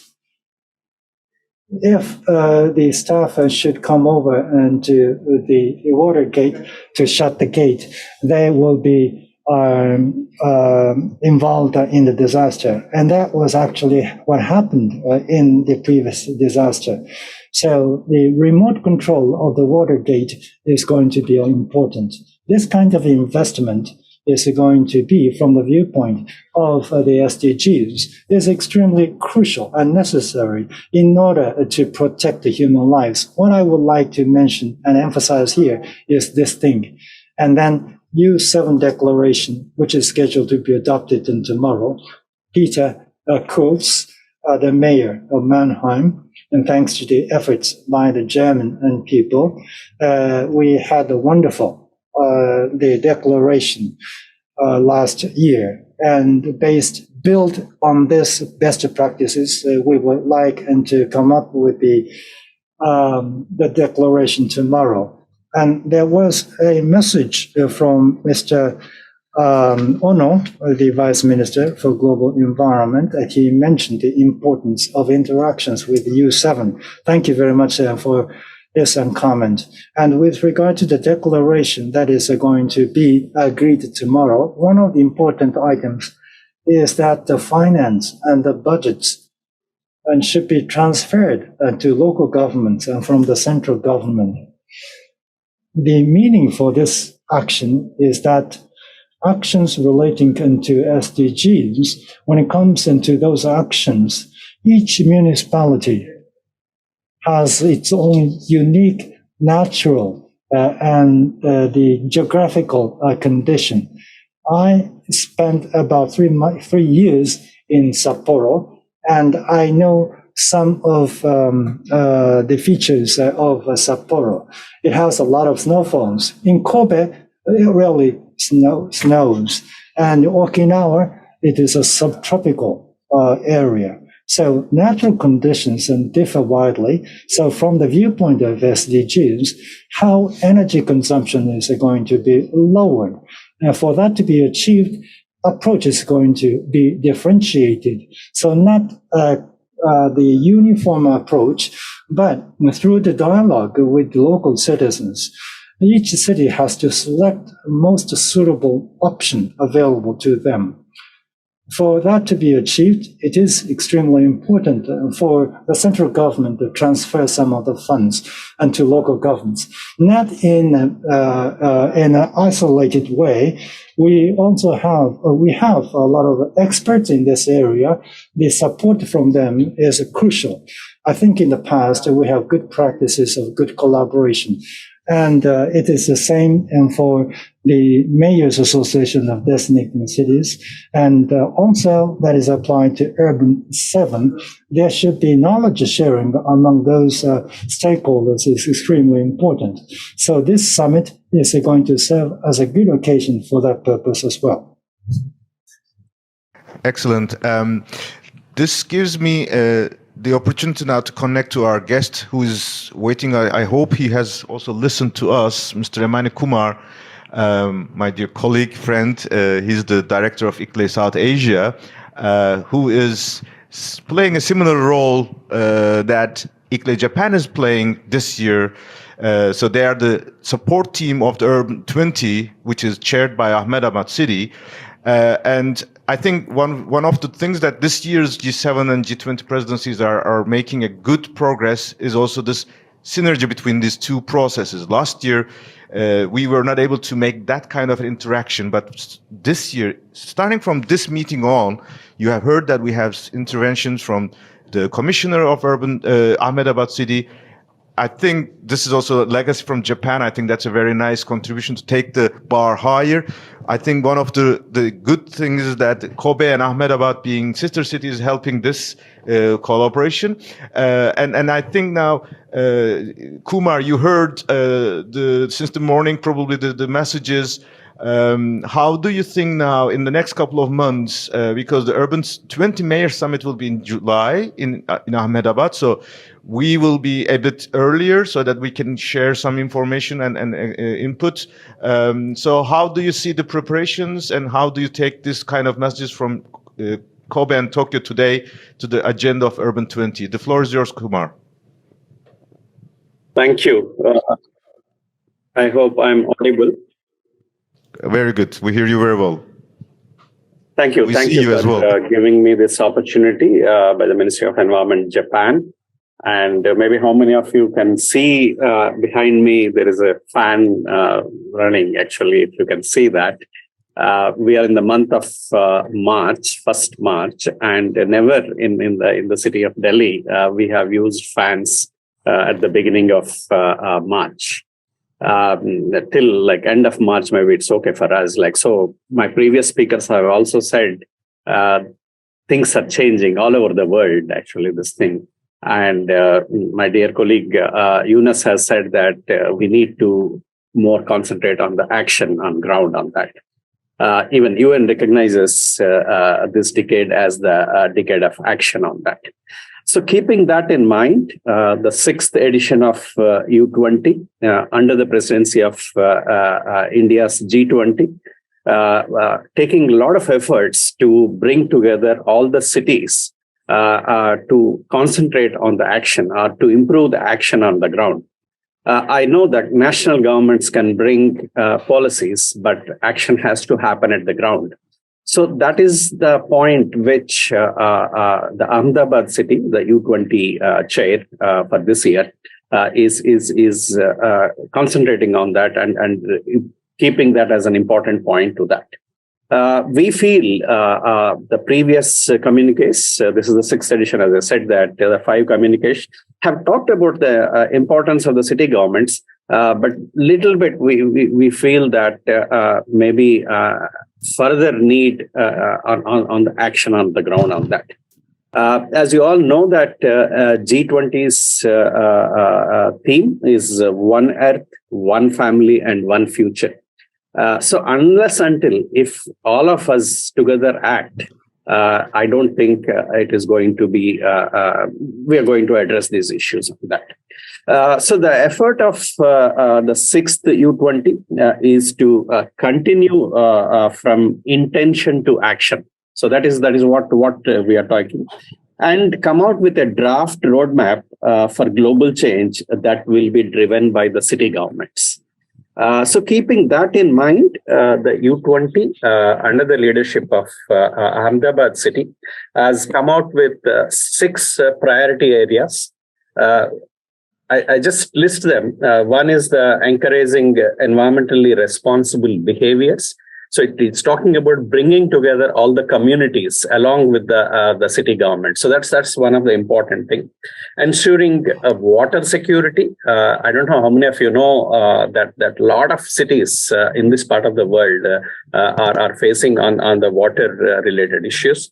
Accelerating the climate finance. That is another important point which maybe most of the developing countries in the world are looking forward to. How can we improve? How can we accelerate the financing so that local governments can take it forward on that? I just heard from the previous speaker that they are planning to give money to the local governments so that the action can take place on that. So that's one thing which we are very keenly looking forward to take it forward on this. The next point is on the leveraging local potential and identity. Again, I see that there was a talk by my previous speakers on the best practices happening all over the world. So let us look for those potential actions which have taken in other places and bring it together to other wherever the need is there on that. And I'm happy in that front. Italy is really looking forward to collect them the best practices and showcasing to where the need is on that. The 5th point is reinventing frameworks for urban governance and planning. I think this is one thing we feel, the city of Ahmedabad and Italy and others feel, that unless until you bring together the governance on that and more planning on the resilient planning, inclusive planning, I don't think we will solve these issues on that. And the last point is catalyzing the digital urban futures on that.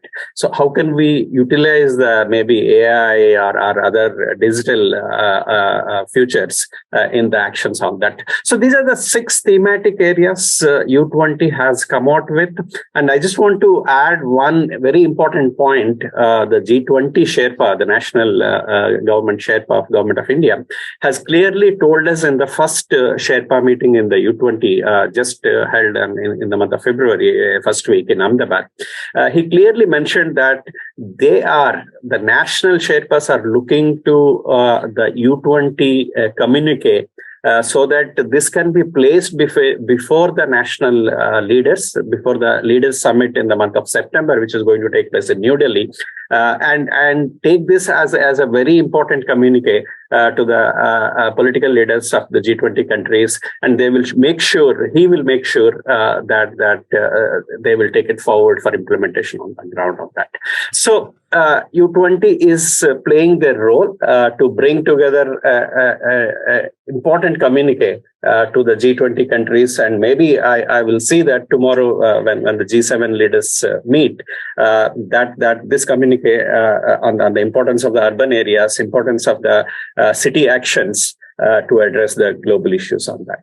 So with that, I will stop here, and thank you for Ministry of Environment Japan for giving this opportunity to us. Thank you, Kumar. Thank you, Kumar. As you have heard, G7 agenda is in a manner is also advantageous because it's reflecting to the leadership.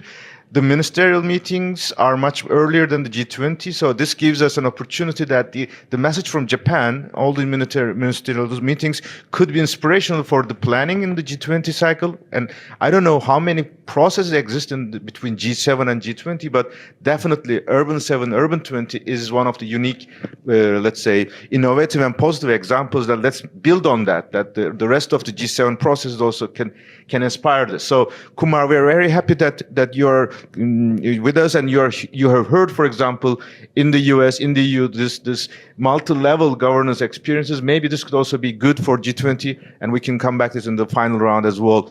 So, Kumar, you can join us and stay with us if you like. But now I want to go back to the stage here. I'd like to have Mayor Arndt to share her experience and what insights you have heard. One important point is that, of course, the U.S. has been very interesting ups and downs in the past couple of years. Both the special representative have mentioned and you have mentioned, but especially in the last couple of years, there has been really pioneering model. So the way that the US NDC, the climate commitments was raised was purely in the cover page of this national report. It says that in 3 months' time, we raised this ambition because it was cities and states. And after Glasgow, the US government again demonstrated another leadership role, this Inflation Reduction Act. The name doesn't have anything to climate, but in practice, it was really literally a climate act. The amount of budget available now is in fact like a give back. So the US federal ambition raised by cities, and now US federal government is giving back this budget. So, and you're hearing the European and Japan experience, and knowing that this year your state will have another leadership, there will be a spatial summit of cities of Americas in Denver. What could be your takeout from these meetings, and how can you continue this work throughout the year in terms of US leadership and what you're hearing here in terms of multi-level governance? Oh, thank you. That's a big question. So our town is 180,000 people. So first of all, I'm so excited that my brain is going so fast. I don't know if I can really, I'm going to try to make just a couple points to address your question and then give some local examples of how hard it is, because it's quite easy to say, oh, we're going to collaborate locally, state, county, federally, and globally. And I'll give you 3 concrete examples in our town in the last 3 months where this is very challenging. But to answer your question, yes, we're all in, and we'll be in Denver, and we're very excited. And thank you for ICLEI's leadership. I think Fort Collins was one of the first American cities to join, and we've been pushing the envelope on the climate change for response. As I said in my talk, from 1999, but we also kind of felt lonely sometimes, right? And then we had the federal government, which we didn't pay any attention to for those 4 years, and we just keep going, right? So, but just locally to illustrate how complicated this is, and the EU ambassador was the one who mentioned the social aspect and getting the buy-in from the people. So, in a city of our size, with 80% saying we need to address climate change, we instituted on November 1 a new land use code to encourage affordable housing, also to live more closely together than in the Western United States. Of course, we're happy to be here in Tokyo going, yeah, people can live closer together, to incentivize transit. And then also it's a much greener and ecological way to live if you live closer together. City Council passed that on November 1st, and we repealed it on January 17th by the voice of the people. The signatures were gathered, and there was repeal. That from 80% of our population wants action on climate change. And when you take concrete actions, what said, okay, now we're not going to touch where the status quo, but going forward, we'll do this. The answer was no. So we're not going to stop trying, but so getting the trust of the people making sure we thought we had, we thought for sure we had, but also I like the other, so it's about the people, the engineers and the technologists are so smart and so great at what they do. I think it'll be a social barrier to implementing some things, right? So that's one. And then the other example, we have a zero waste initiative. And we have a regional group that meets and kept meeting for years about our new landfill. And then one of the partners just sort of, in our view, took off on its own and privatized the landfill and took all that control that we had over our waste stream out of our hands and into the private sector. So that was, our city is in the county. It was the county decision. So we're like, and the third example that I think is interesting on the importance of communication is the state made a incentive to subsidize local governments who would reduce the transit fares to zero. That sounds great, but we didn't qualify for that money. Do you know why? Because we already had free transit. So they didn't write the law in a way we could benefit from the subsidy because we were already there. So we've asked them respectfully, please, when you redo the law, just make sure that, you know. So these are the things where they were just sure no one in the state was doing it, and they probably didn't do all the homework they need to do, right? So those are just three sort of, I call them recent and red hot examples of when we talk about these things, what happens on the actual ground that can be a barrier or prohibit these things. So having said all that, I couldn't be more excited about further collaboration and this interaction in the subnational cooperation, which is exactly what it's going to take, because each city does our own work, but acting alone, we just won't get there. And then I want to use the word trust, because I think what we fundamentally need to do is build more trust amongst ourselves to build in our public institutions. I'm speaking for the United States now. If we're using cleaner power in Fort Collins because we have a cooperative, that municipal power, and we're moving fast to 100% by 2030, that's our goal. And we sell that power when we have excess. Some people say we shouldn't be selling our power, but when we sell our clean power to places that would be having dirtier power, it actually cleans the rest of our state. We still have some people saying we shouldn't be doing that. So these social aspects can be the ultimate barrier. Yeah. I think these are excellent points that exactly as you mentioned, that the real experience that should be important for policymakers at the national level, which is putting on the paper is something, but put in action is different. And as Mayor and other colleagues were saying, Mayor Kurz and other colleagues were saying, to collect good practice, maybe we should also present these as practices which could be better improved if it is early prevented and dialogue is put in place. And that is also something that we could expand across Urban 7 and Urban 20, what not to do, or what the things done, how can the things done better, so that the learning curve is shorter and that acceleration is faster. So thanks a lot, and we'll look forward to continuing on that. I'd like to come back to the end of our discussion as promised. I think Kumar would be okay if he stays online, listens to us, as long as if you don't have any burning point to make. But I would like to give back the floor to Mayor Hisamoto for his concluding remarks after hearing especially colleagues from Urban 20 and others. Any final thoughts, Mayor Hisamoto, for this round? I know you are excited for tomorrow, but I think discussions here was also good for you to prepare for tomorrow, because just to let you know, all the 7 networks of Urban 7 have representatives joining or watching tomorrow, and we will convey the messages from here to them. So Mayor Hisamoto's presence here is extremely important, so that he can also brief them about the dialogues we had here. So the floor is yours. Back to Mayor Hisamoto. Thank you very much. We have the U7 declaration draft. have been discussed with the member cities over a long period of time. Therefore, we are poised to decide tomorrow. Listening to the discussions we've been having today, the multi-level aspect is very important. Central government, the state government or prefectural government, the wide area government, as well as the municipalities, which are the closest, which is the closest to the citizens. So multi-level collaboration is extremely important. That was once again reconfirmed during the discussions today.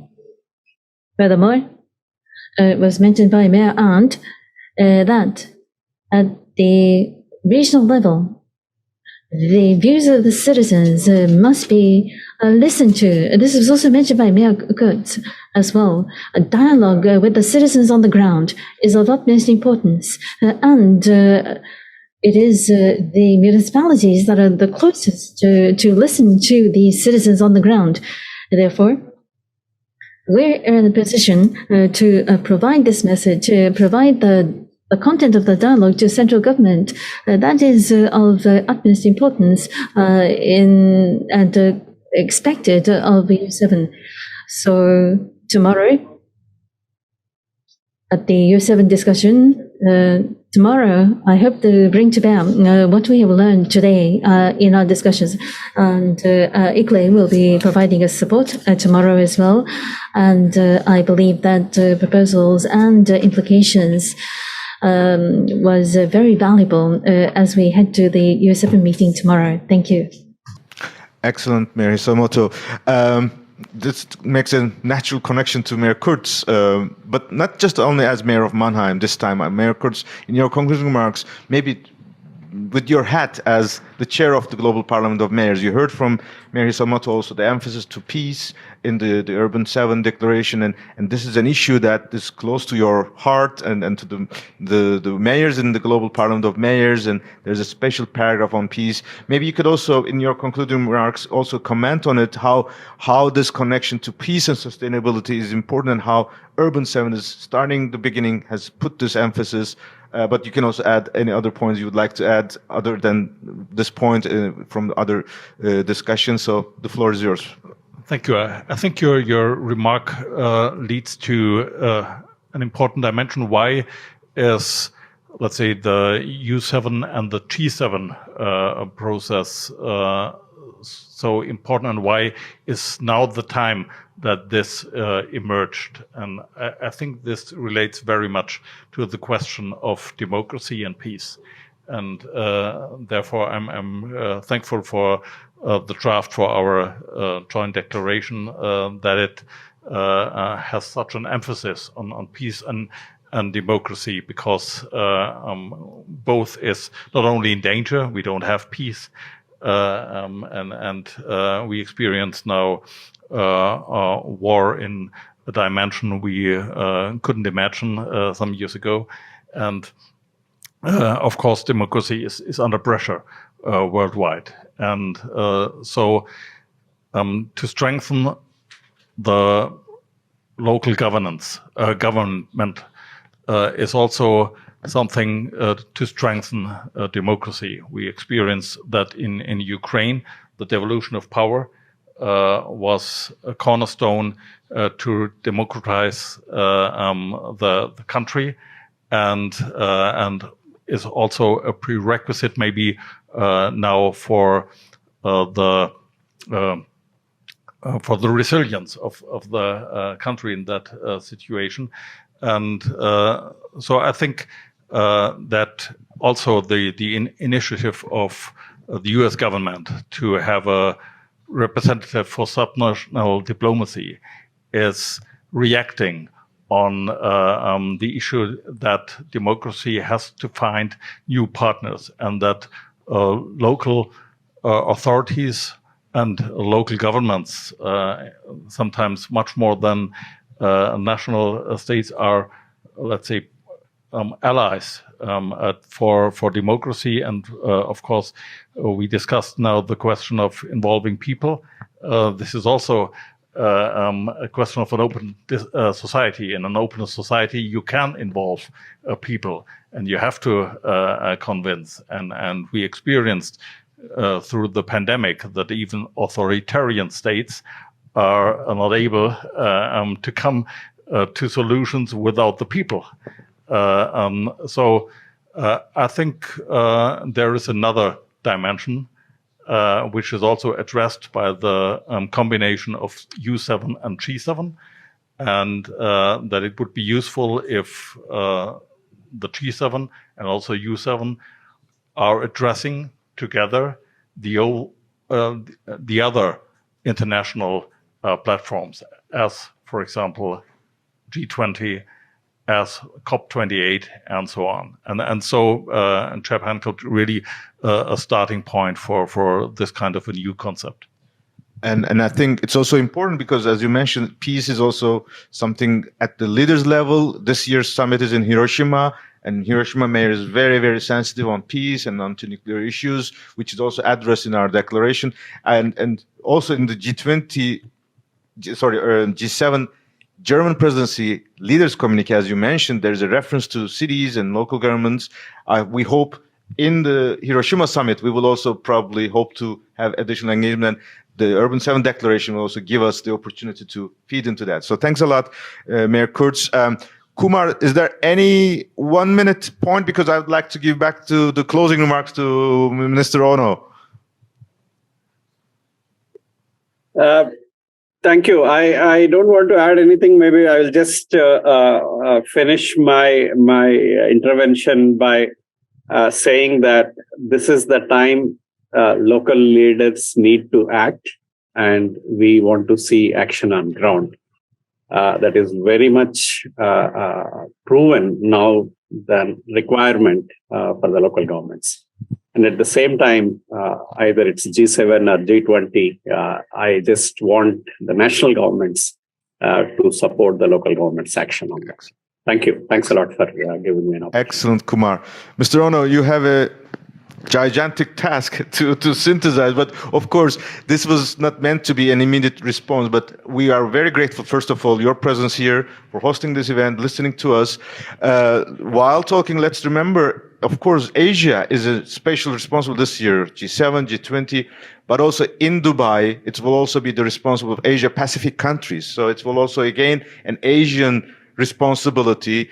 And we are very grateful, especially on the cities agenda in the UNFCCC, Minister of Environment of Japan have been supporting all the initiatives and leading initiatives like Surge, which was launched in Egyptian presidency. It's the first global North country who has endorsed the Surge initiative. So these are all elements in our hands. We are all offering this as input to your preparations, but any concluding remarks for this round, but of course, throughout the year, we will continue to support you as well. So the floor is back to you, Mr. Oro. Thank you very much, Yunus. And I think the concluding remarks will come from you as a facilitator, but I would like to share with you a couple of takeaways from this very useful conversation. The first one is that the reality of cities and some gaps between national government and the city government.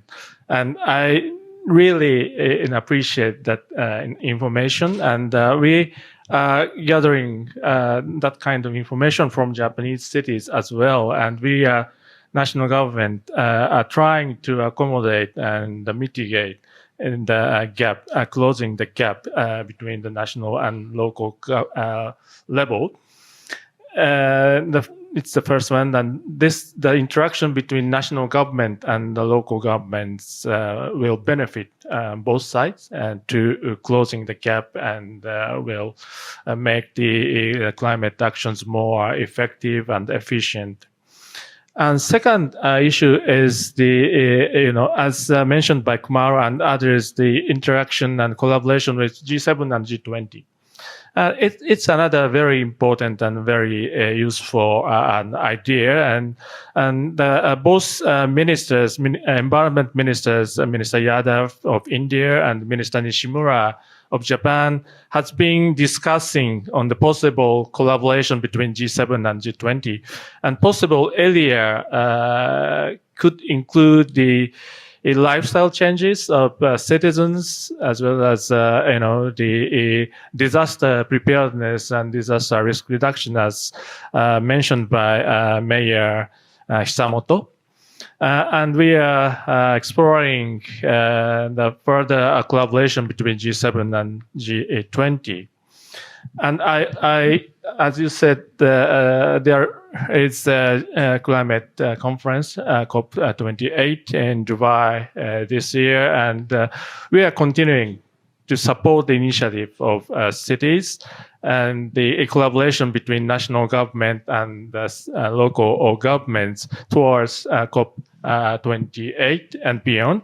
And I think the G7 will be a pivotal role to further advance the collaboration between national and local government.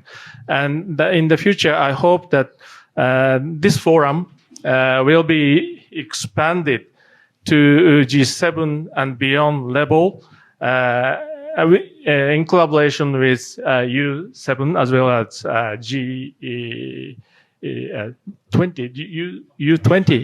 U20 as well. So I'm very much looking forward to working with all the cities and U7, U20 to expand this agenda. Excellent. You throw the hot potato to me, but I would, for the sake of time, I will not make a long conclusion, but I'm very, very motivated and honored because really during the past 2 years, we had the challenges of communicating, getting together. The Urban 7 this year is really taking the good experience from the past, adding new elements, and this meeting just before the Mayor's Summit with Minister of Environment, with such a broad vision, is really also giving us more empowerment and more encouragement. And I also would like to underline once again the leadership of local government, because during this 2023 cycle, there's of course so many stakeholders, youth, women, gender, trade unions, and business. But the Urban 7 is the first summit of the whole stakeholder group. So once again, local governments are demonstrating their leadership to influence and shape the agenda and be as the closest partner to the national governments. So more details tomorrow. I will not give that much detail so that we can still make you encouraged to watch and join us tomorrow here. With that, I know today's session will continue in the afternoon with ASEAN online forum, but this really is a very fantastic start for the year. And through this opportunity, we once again wish the best of the success to Minister of Environment and the rest of G7 presidency, and also being host of this session. All our international panelists traveling abroad, but also joining online. And especially, of course, our host in Japan, Mayor of Kobe, and the JDCMA, which will be having a pretty busy time throughout the year.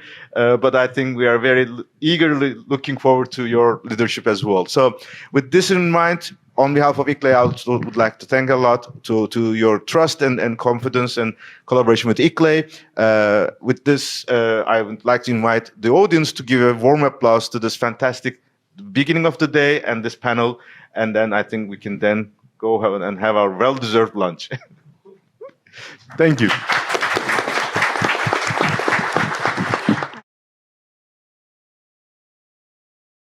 Thank you very much to all the panelists. Thank you. Now, part one of this international forum has come to an end. Thank you very much.